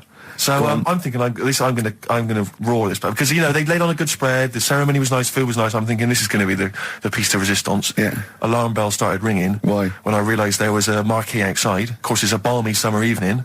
I'm stuck inside on the dance floor, so I'm thinking I'm going to be struggling here to get them in. And even with flavours like this, I thought I'd struggle, Rick. So I'm sat there in my suit. I'm sat behind this little DJ console. I've got all the big numbers. There's one or two people making some token effort, but frankly, most people are outside everywhere at the time. I was livid. Of course, they couldn't hear it out there. So I was playing to an empty room, really, and I was furious. I was absolutely furious. Because, I mean, what is, they're wasting my time. They're wasting, now I could have just stuck the CD on and gone out. They're wasting Frankie Valli's. Frankie Valli's time. They're wasting the Jackson 5's time. They're wasting, D-Light's time. Yeah, yeah. And, so I'm sat there, and there's a couple of people making a cursory effort. Mainly when they come to get a drink from the bar, they might have a little quick, couple of twos. You shout, we don't want your not interested. All of your no one. All of your no one at all. And, then there's a microphone set up because people have been doing speeches. This little girl gets on the mic, right? It's being funneled through the speaker system. So every time I put my headphones on, Miss Dynamite, was it? It wasn't, sadly, Miss Dynamite. Although she decided to have a little go at MCing. She was screeching her little head off. How old is she? Oh, I don't know, 8 or 9. At their most annoying. when children are their most annoying, because they got a bit of confidence there. They're a bit cocky. They're not shy anymore. They're a bit arrogant. Yeah. She's screeching her head off. So I'm playing, and she doesn't know. Look at your face. I'm playing into the groove. No one's getting into the groove because she's going mental. She's just going, what's this? I don't know what this is. Play something I know. I'm thinking I haven't got any bloody DJ Otsu or Crazy Frog. I'm not going to play what you... So she's just screeching along, ruining it for everyone. I say everyone, there was no one there. So me, she was ruining it for me. I bet you were really angry. I'm furious. But of course as well, every time she screeched, it went through my headphones. So So, of course, and then her dad comes along, right? And I'm thinking, all right, he's seen what's happening. Just imagine you in your suit, sweating, getting annoyed at someone ruining your set that no one's listening to. I think, her dad's coming over. He's going to put pay to this. He's realised that, she's causing a disturbance. He comes over there, joins in. No. Sits her on his lap. He's just saying, she's having a well of a time. I'm thinking I'm furious. I'm thinking it's his responsibility to shut her up. He's not going to do anything. What can I do? I can't step in. No. And I know very well that if I interfere, he's going to say, oh, well, she's enjoying herself and no one's dancing anyway, and we'd have just got into a fracas. Yeah. And I didn't want to start a fight. No. Because I don't know, but he'd have knocked you out, wouldn't he? Someone would have got knocked out. And I'm not saying who it would have been, but, but to bear in mind, Rick, there would have been 2 of them. And, so I didn't want to get into a fight with him. And, anyway, so I'm playing. Anyway, so my friend came along. He realised what was happening. And I didn't have the guts to unplug the microphone. Because he'd have known, you see. Yeah. So I got my friend to do it when she had her back turned. So he pulled the plug out. The microphone went dead. She went, "What's going on?" I went, "I don't know what you're talking about." I said, "I don't know." She said, "Where the microphone's at?" I said, "You must have broken it." I don't know what's going on. Someone will probably make you pay for that. Anyway, at least we shut her up. That is great. But it really went from bad to worse. And you know, there's that thing when you panic, you start panicking, so you're putting on a lot of flavours that you would have saved till the last hour. What are we talking? Boom, boom, shake. Exactly, you're throwing him in early. Love Shack's coming on way too soon. Really? Oh, Love Shack before 11. It's heresy, but I had to do it. But anyway, in the end, I made the bride go and get some people in. I said, look, it's your special night, all right, and they're going to enjoy this. I'll be honest, love, this is a washout, and it's up to you to turn this wedding around, or I'm walking. I'm walking, and I tell you, they're going to have a sour memory of this evening unless you bring some people in. Get everyone in dancing. So she got them in at the end, and I'll tell you this, Carl. I mean, I don't know what you say, but they were loving it. They were absolutely loving it. A bloke came over and said, "Have you got Amarillo?" I said, "No," but I put on something even better, Delilah. Wedding crowds always go for Delilah. A song, of course, about old man killing his wife. But it always goes down very well, strangely, at weddings. They get into a sort of hokey-cokey thing. They went berserk for it. And I was following it up with, I had the monkeys, I had all sorts going on. Brilliant. Of course, you know what happens. What? I'm going great guns. People are absolutely loving it. They're rocking it. I throw in, I had something cracking on at the end. Come On Eileen, of course, was on. People were going berserk for it. Which is unfortunate because the bride's name was Eileen. Yeah. And then the bride pipes up. I'm throwing the bouquet. So they all traipse off outside again. I was furious. Oh, no. I plugged the microphone back in. I said, "What are you doing?" We got, but they went out there. And, of course, you can't get them back once they've done that because all the women are running around. I got the thing. And then they got to wave everyone off, throw the confetti. They ruined your day. I was having a great time and they ruined it. She ruined your special day. She ruined my special night. Oh, no. It's on her head. What would you put on about now, Carl? What if I was DJing? Yeah. Probably about a world party. Go on. Interesting. 104.9 XFM. You all right? This is Carl, producer of Ricky Gervais and Steve Merchant. They're not about today. Ricky's on holiday. Steve couldn't be bothered. So I'm left here with all the DATs. That's a digital audio tape of all the shows they've done since they've been here over the last, I don't know, year and a half or something. So we'll play you some of the best bits. All right, so here's the first bit. Here's a problem that someone's emailed in. We're taking emails today. If you've got a problem, a concern, or, just a general query that you think Carl could answer for you. It could be about anything. It could be about some of the big kind of philosophical questions. Yeah. It could be something to do with war or famine, anything like that. Or it could just be a personal dilemma, something that's happening locally. Anyway, this seems one that I think you and your father have probably come across this sort of dilemma in the past. And I'd be interested to know what your take is on it. Let me see. This is from Lee Matthews by the look of it. He says, he lives in a suburban area where the local teenagers also live on the same road, and they're running riot. They're smashing wing mirrors off the cars. They're crashing into parked cars on their skateboards.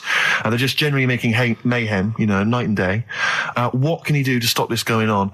The parents of the kids don't seem to give a damn. Anyone who complains to them, they just say, "Oh, piss off." The police are useless because they never catch them in the actual act of violence, which is what they got to do to apparently convict them. So they don't know who to turn to, really. It's rather like when a little old lady went and got the A-team, and he was dressed as an elderly Chinaman. Exactly.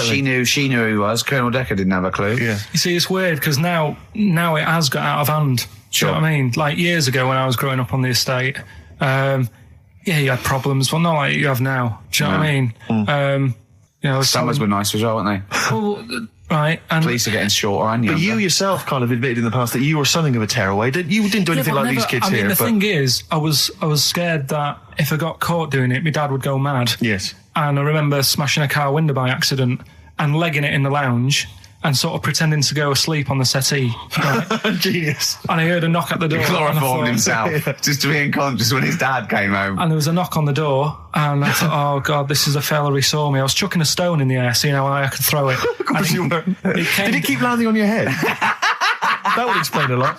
And it came down. Chucking a stone in the air, love it. To see how far I could throw brilliant. it. So, I wasn't bothering anyone. Did you invent that game? Right, Did you get the stone for your birthday? Go and play with your stone. He gave one to Suzanne. Carl, go and play with your stone.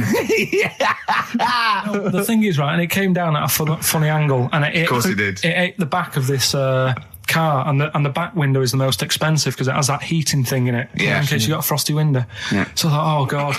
So I legged it in, got on the settee, went to sleep, knocked at the door. Genius. It's a brilliant plan. It's a brilliant plan. I couldn't be guilty. I'm asleep. So I love the idea. So the thing is, our lounge used to sort of, you could see in from the door, right? So this family who saw me do it, saw me asleep on the settee, and my mum said, go and get the door. And I sort of went, what? As if I'd been asleep. Yeah. I went to the door, like, rubbing my eyes, and the fella said, what did you run off for? I saw you. I was like, oh, no. And I didn't see my dad. I went out. It was when he was working sort of evenings. So I went out so I didn't have to see my dad. And then the next day I came home from school, and my dad said, 45 quid. Ooh. That's all he said. He looked at me. And then you fell asleep when he went, wake up. You know what I said? No, 45 quid. Now the thing Carl, is, he didn't have to do anything. £45, Carl. Now, I know you were saving up for a brick, but you can't have it. Yeah. Just equally, if you're doing a bigger crime, a bank job or a murder. Remember to take the stocking off your head, because if they wake you up and go, why have you got a stocking on your head? Just go, oh, I had a weird dream. Right. What are they again? Is the tip included? Yeah, go on, that one. Right. In Turkey... Nice. It's not, actually. Mm-hmm. That's where I went, and there was them little fellas after Suzanne in the kitchen. What? What do you mean? We went to Turkey. You went to Turkey and there were some little fellas? Well, they had quite a few sort of midgets working in the kitchen. Why? Is it a theme? No, was it a theme holiday? I don't know. Might get them cheaper or something. Was it...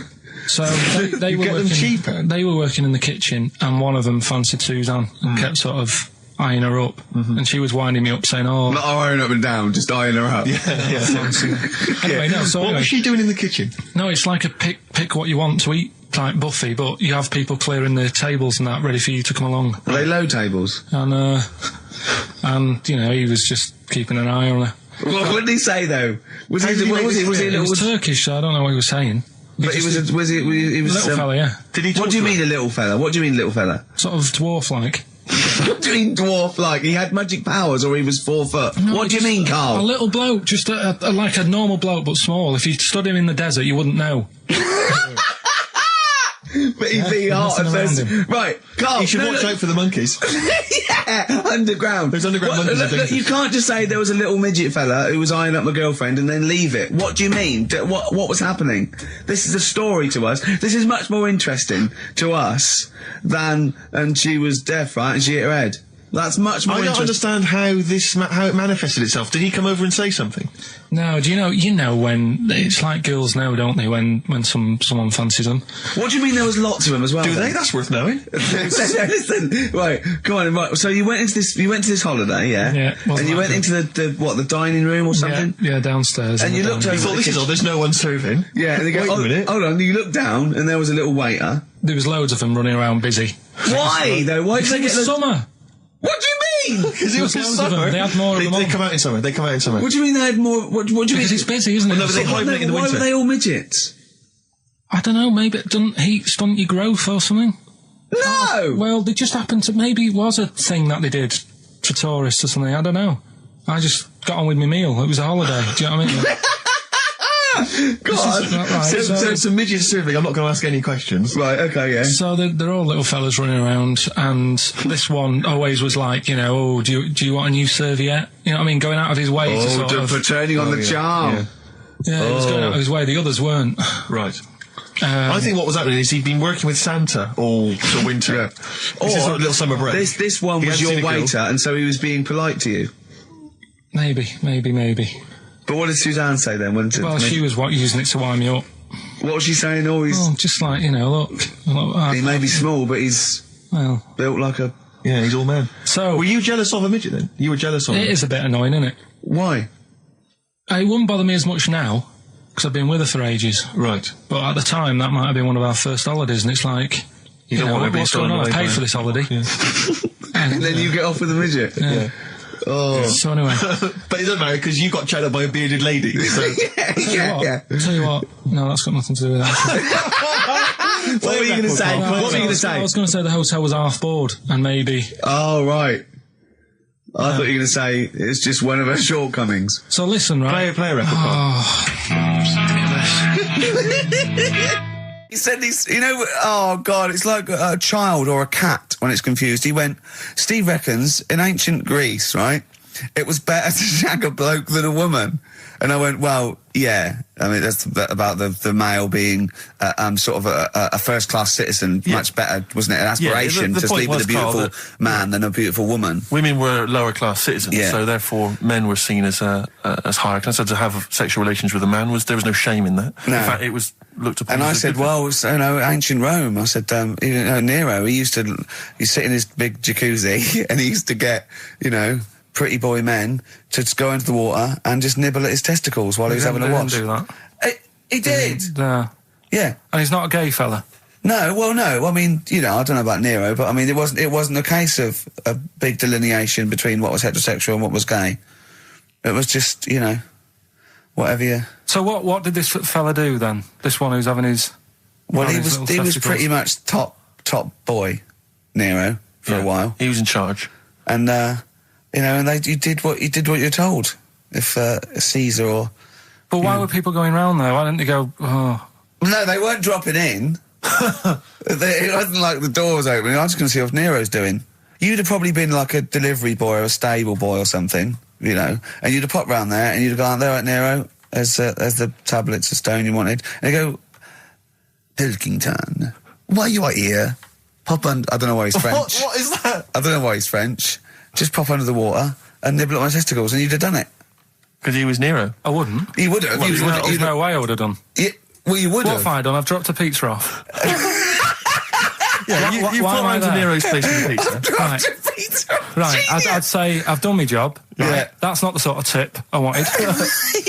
No, he'd have said, get the little baldy chap to nibble at my testicles, and you'd have been in the water. I wouldn't have done it. No, well, you wouldn't have put me head on the water. Right. I wouldn't have done it. Can I just say this, Steve? Not only would you be nibbling at his testicles, you'd have been going mad. You'd have been noshing him just for extra. You'd have been doing everything he wanted. You'd have been going, he'd have gone, I didn't ask you to do that. You'd have been going mental. They'd have been chewing, slurping, smacking, poking. You'd have chopped, you'd have gnawed his packet off. You'd think you were eating Walker's crisps. There'd be bubbles, there'd be flood. Oh, it'd be horrible. Alright, this is Karl, the producer of Ricky Gervais and Stephen Merchant on XFM 104.9. We're playing out some of the best bits. Hope you're enjoying it. Here's another one. Last week when I did Do We Need 'Em, do you know when I called up one of the museums, in a science museum? Yeah, are you talking to me? Yeah, I'm just saying, I wanted to tell you before when the song was on, but you're so busy listening to it. Yeah, was I so busy listening to a song I was playing? Yeah, but we're doing a radio show, aren't we? All right, what's your point? Well, I just wanted to say, she emailed in to say I got her name wrong, so I'm just apologising for that. What did you call her? I think I called her Jessica. What was her name? I don't know, I've got it on email somewhere. This is not an apology! No, I'm just saying... You've got it wrong again! You've not even said her real name! How is that an apology? Well, I remember, I read the email, so, yeah... Who are you apologising to? I think her name's Jackie, I think. Oh, you've got it wrong again, haven't you? Well, anyway, and she just said if you want to see dinosaurs and that, go to the museum. You were complaining about that as well, weren't you? You went to a museum and there was too many dinosaurs. He said you just need 4. No, well, Steve, have you been to the one in Knightsbridge? I think this so. One that I called up, right? It's nice. You go in, you get a good collection of stuff. You walk in, there's 3 or 4 dinosaurs. You've had enough, right? I went into New York, right? I went to the museum there, hundreds of them. You can't move for dinosaurs. Yeah. It's almost like they're responsible for them being extinct. There's loads of them. So all I'm saying is, if you want to see a dinosaur, go to the one near Knightsbridge. They've got a nice selection, some old vases and stuff. It's worth going. So... some people emailed in the songs with stories in it. One of them was Babushka, and he went, what's that? And I went, no, it's Katie Bush. I went, what is it? I said, it's about a woman who dresses up as another woman and seduces her husband. He went, they wouldn't work. Just dismissed it like that. Why do you think it would work? Because you'd know. I mean, say like, right, Suzanne, right, who I go out with, right? She can see me from, say, if I'm coming down the high street. Yeah. She knows it's me by the way I walk. Right. So, just the fact that this woman went and put a wig on, there is no... You haven't even heard the song! I know, but you're saying that she put a disguise on and he's like, I fancy her, and he takes her out, and he doesn't know it's his missus.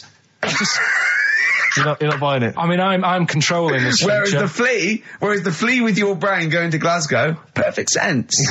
Yeah, babushka, rubbish. Carl, can we have the tomato story after the next tune? Yeah. Bit of Coldplay. Yeah, love it. Yeah. I was watching. Did you watch The Mammals in the week?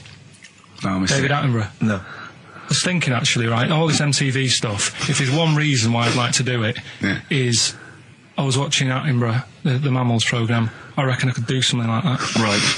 Right. And just have like me, instead of Attenborough, like a young sort of fresh person, watching like certain animals and saying, do we need these?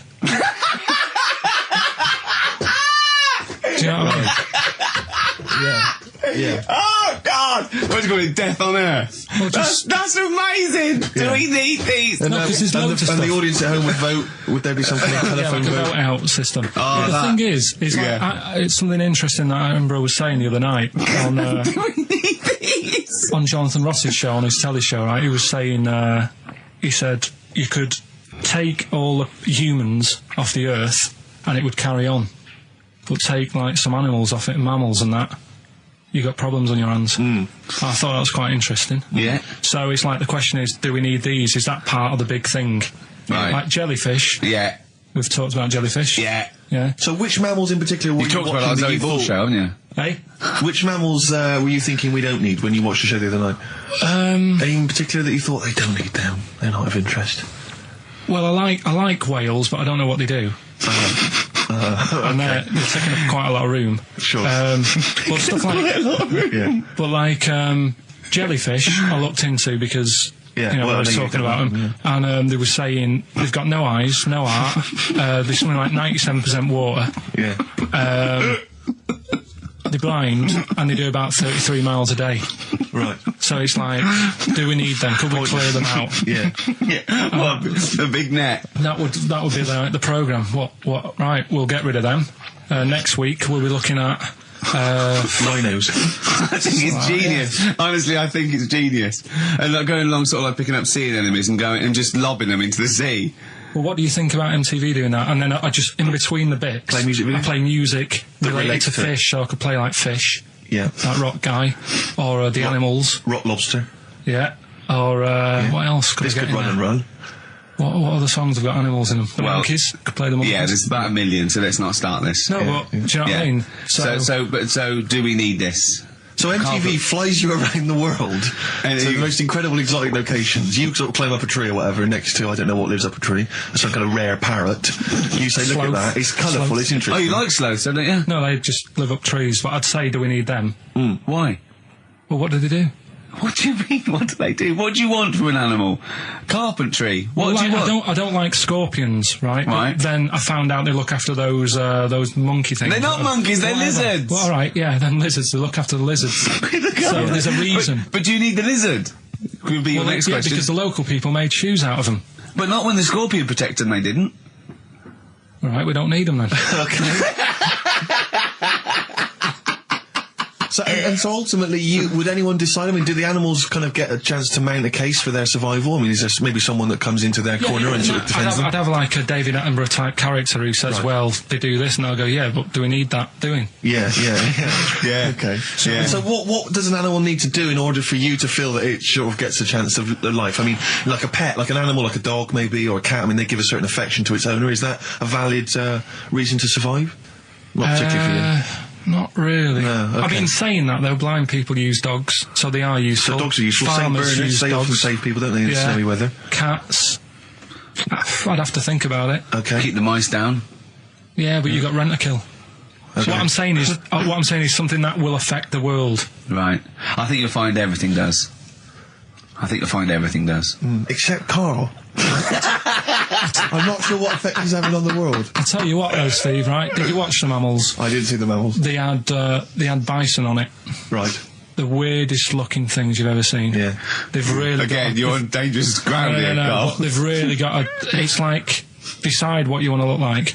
It's just a mismatch of stuff. It's got a really big hairy head. Yeah. And like you. Sort of bald at the back. Right. Sort of It sounds like someone you went to school with. Was there two of them? Oh, brilliant.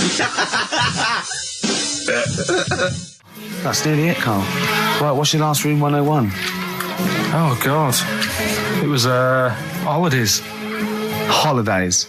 Well, you want to put holidays in room 101? People who are sort of annoying on holiday. Oh, yeah. Do you know when you go away? Oh, yeah. It's sort of touched on this before. Is this going to be the Scouse guy? Yeah. Go on. Oh, it's so long now. I mean, it was a holiday when we went to Tunisia. And the Scouser pissed you off. Surprise, surprise. Yeah. Yeah. But the annoying thing was, you know, when you go on it was a cheap holiday, and like the lesson here is, you know, if you want a good holiday, you got to like spend some money. Yeah. And we didn't on this one. We spent about, I don't know, 400 quid for two of us for like a month or something ridiculous. And we got there, and, you know, you get to the hotel and you go, we have made a mistake. You know, it's a ropey hotel. You know, you can tell like the blinds and stuff as you walk in, they're all dirty and stuff. And you think, well, let's make the most of it. You know, let's not get down about it. It's a holiday. It's for a rest. And you try and make the most of it. And we had to meet. Do you know, like you have one of those things where you get to your destination and the rep says, right, you know, go and unpack your bags and that. Go and sort yourself out in the room. And tomorrow morning we'll meet up at 10 o'clock. And I'll go through, you know, the best sort of place to go for camel rides and, you know, the best deals I can get you. That sort of thing. Can anyone here walk like an Egyptian? So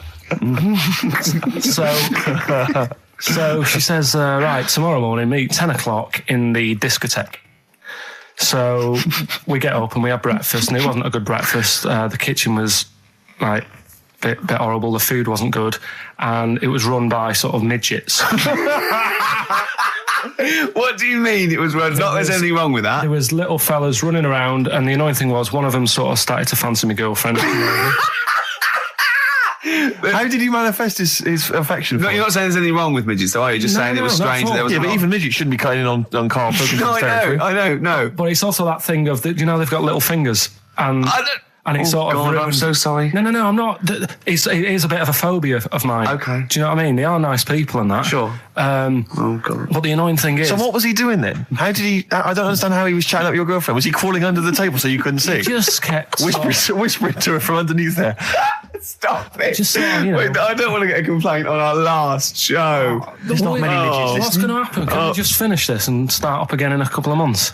Oh, yeah. So if you want to know more about the midget theme restaurant, then we'll talk you in 3 months. Yeah. It's just... that's fair enough, actually. Oh, yeah, no, right, sorry Karl. about this. Listen, we'll see you in about a really...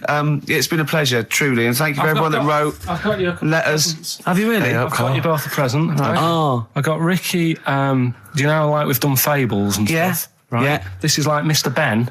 Oh. This is brilliant. Yeah. Right, and it's like little fables that Mr. Ben goes on. Oh, fantastic. So I want you to learn something from that for when you come back. Okay, brilliant. That's lovely, I'll tell you Karl. one of the stories I read this morning. It's brilliant. In fact, when you've done with it, give it me. Yeah. Because I haven't finished reading that. Okay. Thank you, Karl. And for Steve, a little... chat-up lines. A little book of chat-up lines. That's fantastic. That's great, Well, we'll see you in 3 months. But currently, man and Karl cherish Karl Pilkington. He sits in a little room by himself, so keep him in touch. And we'll see you in August. We're going to leave you with something that we all love. This is There Is a Light That Never Goes Out by the Smiths. Very apt, I think. Goodbye. See you later. You've been voting in all week, sending your emails. So here's the clips that you wanted. Right, Badly Drawn Boy, Born Again. Right, just get this Educating Ricky out of the way. So, Turkey, yeah. So what is this again? This is Educating Ricky, is the tip included. Right. Apparently a fellow was on holiday in Turkey. He's just having a normal holiday, weather's good, you know, he's having a good time. Weight is all normal height. Yeah. He's having his meal. He hears a load of screaming going on in the kitchen. No. Has his girlfriend wandered in there? And they do... With a stepladder. the circumcised people in the kitchen, and apparently... What are you talking about? Whoa. Slow down. We were sidetracked there for a minute. What are you talking about? I'm excited about two things at once here. One, they circumcised people in the kitchen. Two, I guessed it was someone losing the end of their knob. He did, yeah. I started thinking like Karl Pilkington. Extraordinary. That is amazing. Apparently it was going on. It wasn't just a one-off either. Well, when I say a one-off, I mean they did it more than once. Yeah. Right. And there was He was there for a week, and apparently the first night it was quiet, and then the rest of the week, every day, he'd be like having his breakfast, or even his lunch, or even his tea. Yeah. He'd be doing it all day. Oh. You'd be hearing lunch and breakfast, fair enough, really. Yeah, circumcision at tea time. Don't do that. And apparently it's a tradition over there. You can't even make a complaint about it. It's like, well, you should have found out before you come over. See, I can't believe this is true. I'm a little bit lost. He was in a restaurant, in a hotel, and there were people having circumcisions in the kitchen. Yeah. Is that right? I'm even worried that we're bordering on the racist here, suggesting that is tradition, that Turkish people cut the end of their cocks off in the kitchen. Yeah. At meal times. I think you're wrong, Carl. This just sounds ludicrous, Carl. No, I don't think it happens everywhere. Right. I think this just in this hotel. Certain places. Certain hotels. Certain hotels. What is it, like 2-star? Yeah. Why did he go to the Foreskin Inn? It was his own fault, wasn't it? So that. Sorry, that's it, is it? Have they closed? Sorry, no, wait. That's the story. You educated me, right? Once a fella saw some Turkish people cutting the tip of their knob off in the kitchen. Thanks very much. Thanks very much, Carl. Got any more? Well, there's things you can learn from it. Either don't go to Turkey. No! Don't have calamari when you're over there.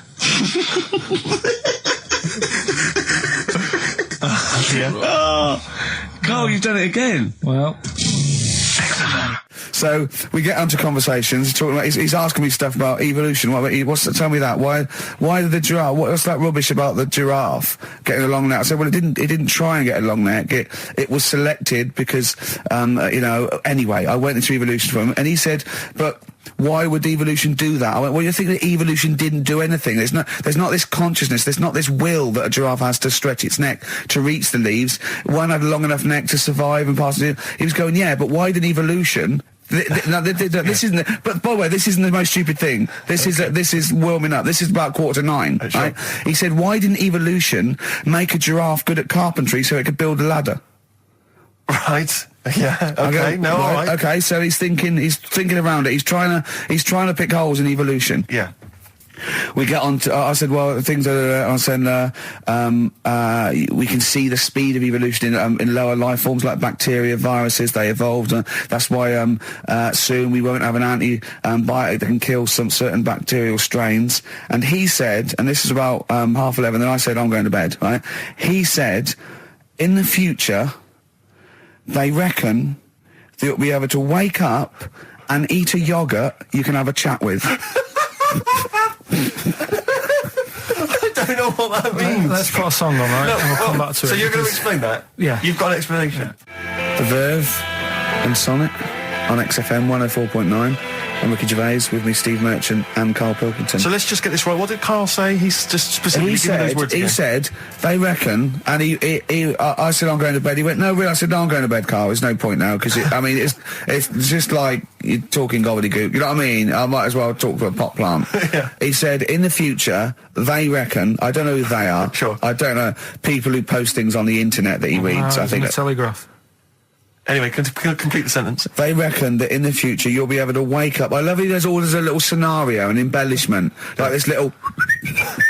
Oh, hello, darling. It's your yogurt. Hello. You'll be able to wake up and eat a yogurt you can have a chat with. All right. Well, thanks for that, Rick. I'm looking at you. I'm going to throw that over to Carl now. Right. It's when I was away on holiday, right? I don't normally buy the Telegraph because it's too big and that, innit? So, but they were giving it away for free on the plane, so I thought, ding dong, might as well have it. Mm-hmm. And I saw a couple of things in it. I thought that'll be interesting. I saw this thing about the future, and it was talking about evolution and what have you, right, which I always find weird, because I always think that maybe we've sort of done it wrong anyway. Do you know what I mean? I sometimes think by definition, evolution can't get things wrong. Things change, that it's not successful, it can't pass on its genetic material, but if you're around, it's working. If you're around, it's working. Slugs are as evolved as they need to be. Slugs are as evolved as you and me. That's true enough. Yeah, no disrespect, but it works. It works. Sorry, they're around. Anyway, what's your point, Carl? No, I mean, I think we probably would have been better off staying as a fish. Just because there's more water than land, isn't there? Right. and you wouldn't drown. This is why I went to bed. No, I can imagine. I'm thinking of dozing off now. No, but do you know what I mean? From, what was it? It was bacteria, it was fish, mermaid, man, onwards and what have you. So anyway... Oh God! No, there are a few knowledge gaps in your theory of evolution. You generally got it right though. So but, I mean, basically, it went bacteria, fish, mermaid, man. What's next is the big question. So it was telling you all about this and what have you, and saying how like we shouldn't have interfered because maybe if we wouldn't have invented planes and what have you, maybe we'd be able to fly and what have you if we really needed to and stuff like that. Okay. So we've interfered with evolution, you see. Right. Well, then it was saying, well, what's the future got? Well, yes, in one way we have interfered with evolution. Yeah, the evolution of the human being in society is changing. It's no longer based on the strongest or the fittest because medical science can keep us alive long enough. People can pass on their genetic material where without this civilization they wouldn't have been able to. So yeah, there are different parameters, there are different pressures, there are different things that say whether we're going to pass on our genetic material or not. Okay, so in that sense you're right. And that, Rick, as far as I'm aware, has led to a yoghurt that you can eat and have a conversation with. So this is what it was saying. It was just saying, you know, we're living in mad times and that. You know, there's a lot of weird stuff going on. One of which is... And the fellow was just saying, you know, with computers and stuff like that, the way it is, we'll be able to wake up... Go on. Have a chat with your yoghurt and have something to eat. What do you mean, have a chat with your yoghurt? Because of the amount of... I mean, you have them yoghurts already, those friendly yoghurts. Those bacteria-friendly ones, so this is just a really friendly one. Yeah, they don't... Oh, God! I might burst! Do you know what, sometimes, Carl, I think that we're having a chat with a yoghurt. Do you know what I mean? There can't be any difference. Yeah, but then I'm always reminded that would be more entertaining. That would be more informative. Is this something that happened to a friend of yours, or is this... No, I read about it. You read about it, okay. There's this little lad, right? Okay. First of all, it's years ago, right? When they didn't have decent doctors in like every town and that. Yeah. And this little kid is dead ill, right? Yeah. And the local doctor. Well, there's a phone call involved, so I don't really get the impression that it's like medieval times. Yeah. Yeah. But I didn't say that. I just said it's years ago. So this kid's ill, right? Yeah. And he's lying in the bed and. He's all going funny colour and that. Yeah. And his mum says, I'm going to get the local doctor round. The local doctor comes round and he says, so I don't know what's up with him. He said, leave it with me. Leave it with me? He said, the doctor said that? I'll have he said, I'll phone up a top doctor. Okay. Who was in America or somewhere like that. And so he goes to the phone in his office and he calls America, and because it's years ago the phone line isn't that good, it's all crackly and that, right?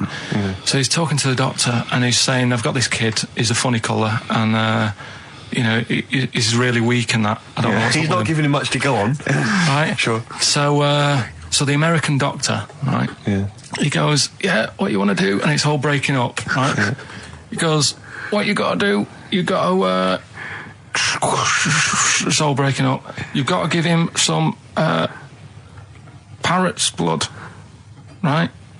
Some parrot's blood? Well, that's what he thought he said, but the line was really bad. Yeah. He meant parent's blood, but he heard that he said parrot's blood. He said, right, I'll do that. Leave it with me. I can see where this is going. He goes to a pet shop. Yeah. He says, give us like half a dozen parrots. Sure. Takes them round to the kid's house. Takes the blood from the parrots, puts it into the kid. Kid's fine. The kid's fine. I've never it worked. Such a load of shite in my life. I've never heard such twaddle, such just made up, enhanced, exaggerated bollocks in my life. A load of old rubbish, Carl. I mean, when he told me this, he said, the doctor said, what do I do? And the doctor on the other end said, give him some blood. And the doctor went, where do I get blood from? So hang on, wait, I just need to where do I get blood from? Give him some parents' blood. Give him some parents' blood. Give him some parents' blood. Yeah.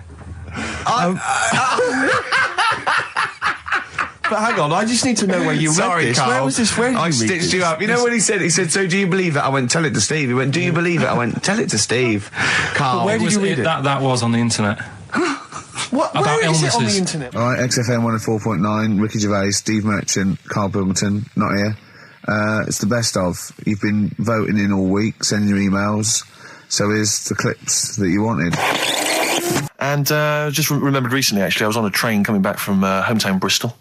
And I was on the train, and this girl walks on, good-looking girl. I thought, hey, a largely empty carriage. I'm thinking, my luck's in. You know, because I take every opportunity, Carl. That's the thing about me. You know, I don't choose. She was a good-looking girl. She sat down. I thought, she sat down right near me. I thought, brilliant. As this guy comes up behind her, and says, I think it's probably a boyfriend or something, sits down next to her. And I listened in on the conversation, you know, obviously, because I'm pretending to read. It was very clever. I read the same page for hours. So I was pretending to listen. I was listening, but pretending to read.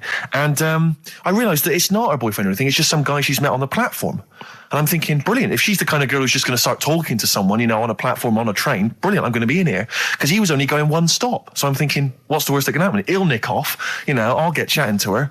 You know, and who knows? I could join the... is there a train equivalent? Foot High Club. The Foot High Club, brilliant. And so I'm excited, you know, I'm listening in. And it turns out that they're both kind of graduates who've just finished university, or they're coming to their finals or something. And they're chatting away, you know, and he's making a couple of witticisms, you know, and she's kind of tittering at his jokes. I'm thinking, well, I'll tell you this, if she's laughing at this kind of material, I am going to blow her away, you know, with my kind of anecdotes and wry observations, you know. Yeah. It was weak stuff, I got to be honest. Really? He was coming out with nothing. He was running on empty, as far as I'm concerned. Yeah. And she was loving it. So I'm thinking, brilliant, I'm going to be right in here.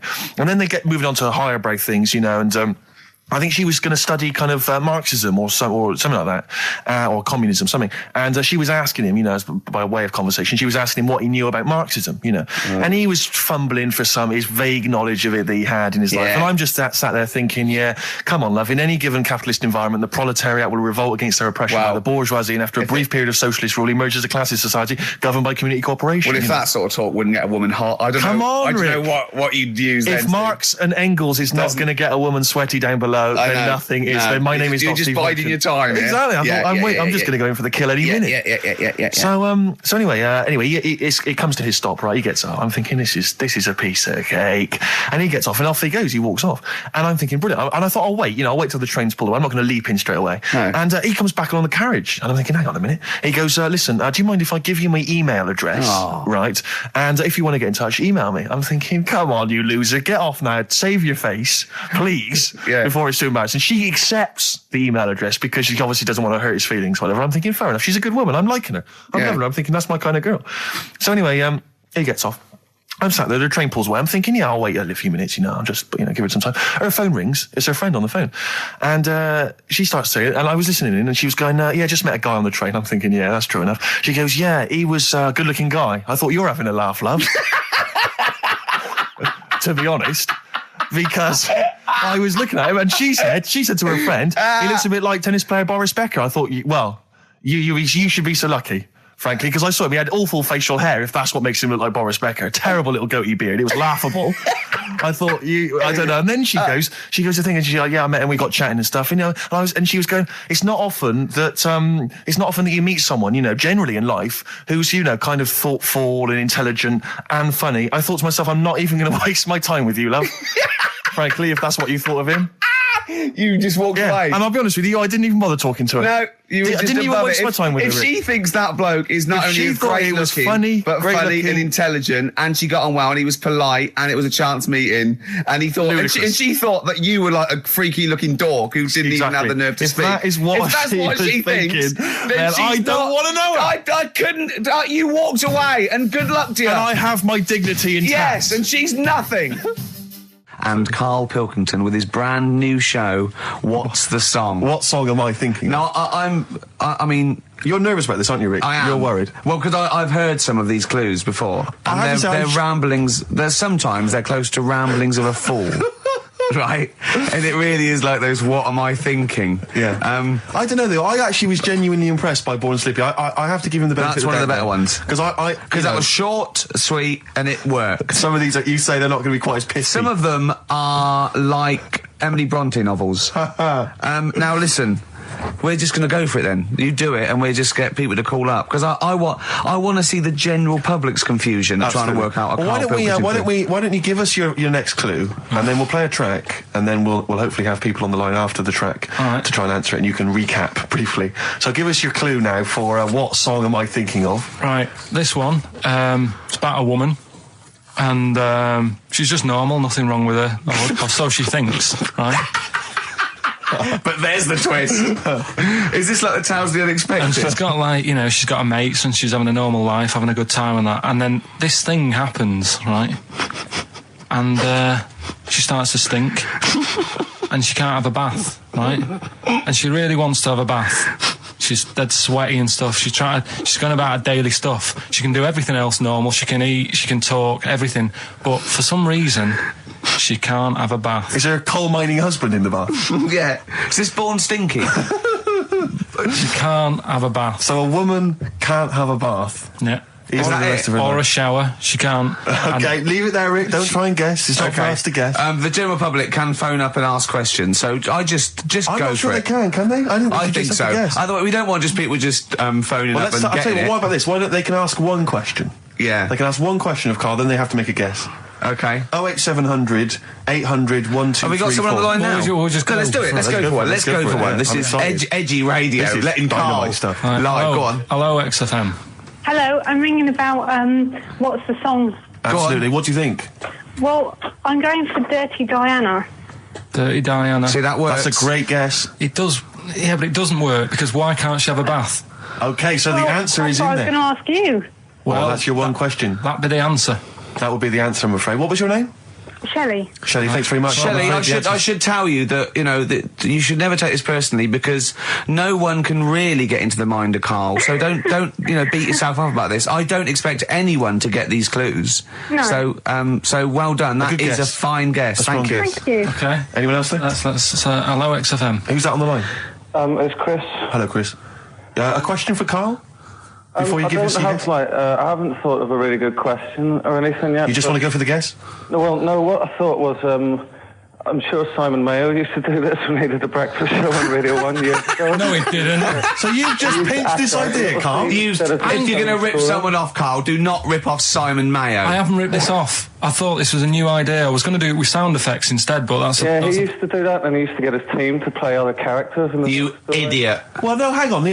Not you, Chris. I'm saying you idiot to Carl. Yeah, but nothing's new anyway, is it? So I'm not getting annoyed about it. True. What do you think the answer is? Is it Cornflake Girl by Tori Amos? Good answer. She couldn't have a bath because she'd go all floppy and then go down the plug hole. Good answer. She'd go all soggy. Yeah. So is it Cornflake Girl? No, it's not, but that's a great answer. It could have been. All right. Okay. You're already seeing the error of this, aren't you? I think this is great radio. I'm really hooked on this. I'm genuinely excited now. This is really like that, those so-called lateral thinkers. A man got into a field and dies. Why? Yeah. He ran out of air. No, not the one I'm thinking of. He was shot. No. Yeah, that was a good answer. Well, couldn't Simon Mayo sue you or something for doing it? Will you stop? Don't mention that. Yeah. Listen, I think if you're going to steal ideas from someone, it should be a brain box like Mayo. I mean, he's the man. The only example of one I can ever remember hearing in his show, because I was quite young then, was some people were pretending to tap someone's phone or something, and then they got caught, and the answer was just bugging by whistle because they were genius. That was absolute genius. That's absolute genius. See, Carl, that's the sort of standard you've got to come up against. Yeah. Thanks very much, Chris. The phone lines are hot. Hello, XFM. Hi, is it Candy Perfume Girl? Is it what? Candy Perfume Girl. Candy Perfume Girl? Yeah. Candy Perfume Girl. Is it? Well, who's that by? Madonna. No, it's... That sounds like an obscure album track.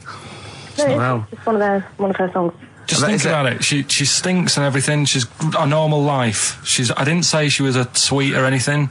But for some reason she can't have a bath or a shower. Is this a big song? Just to give him a clue. It's a bigger song than Candy Sweet Girl. Thank you very much indeed for your guess. It clearly is right. Thank you. Cheers. Sorry. Okay, one more, then we go to a record. Come on. Okay. Go on. Hello, XFM. Carl. Yeah. Is it High and Dry by Radiohead? High and Dry. High and Dry. Now that's great. She smells, which is another word for high. She's dry because she doesn't have a shower. Carl, if it isn't that, yours will never be as good as that. He's the winner. Whatever you're thinking of, that clue is brilliant. What's your name, mate? It's Richie. Richard, I mean, you can't beat that. That's a bit too lateral. Don't be stupid. It's perfect. He's made yours into a clever clue. He's made high, she smells, dry, she never gets in the bath or shower. It's not that, is it, Carl? No, it's You not. don't even get that, do you? Not really. Have you ever heard of the word high being used to mean sort of smelly? No. No. Oh, what? That was where you went wrong there, mate. Richard, I'm declaring you the winner, even though that isn't the answer. I don't think Thank we you. should give up this early. Can we just let's play a song and, Let's play a song. give it one more chance? Because if people think about it, it is really easy. So I'm not going to find out the answer now because I've got to go out. Okay, we'll do it very quickly. Stay in for 10 minutes. We're just going to play a new Coldplay track out. Okay, let's hear Coldplay and then we'll come out with this. Carl, it was you that worked out the maths and worked out I was 28 because they just worked out I'm 27. You are 27. No way. Yeah, I asked you, didn't I? And I said... But what I sort of questioned was, I said, well, if you're 27 today, that means last week you were 26. Well done, yeah. That's irrelevant. So therefore you assumed that I must be 28 then? Yeah. Whereas I assumed you were using, your knowledge of maths, such as it is. I wouldn't do that. No, sure. Wow. I actually got lost in that conversation because I genuinely didn't know what he meant would mean last week you were 26. I don't know what that meant. I don't know what it meant. Wow. Well, it is Steve's birthday. But he would have been 26 last week. Sometimes you genuinely frighten me because it's those staring eyes. There's nothing behind him. It's this little bald head. Looks like Davros looking at me. Genuine fear on his face when he enters into a conversation with another human being. What bit don't you understand? If he's 27 today, he would have been 26 last week, and he doesn't look 26. He didn't look 26 last week. He looks older than 28 today. You've started on his birthday. You're still having a go at him. Carl, I don't look like the kind of hot stud that I actually am, but face facts, that's the truth, mate. Yeah, live with it. Get with the programme, jeez. Well, let's have a little bit of cake. Okay, oh, that's appropriate. See the what I did? birthday. But you mean the band, don't Yeah. you? Not the cake. You haven't actually bought cake, have you? Got anything at all?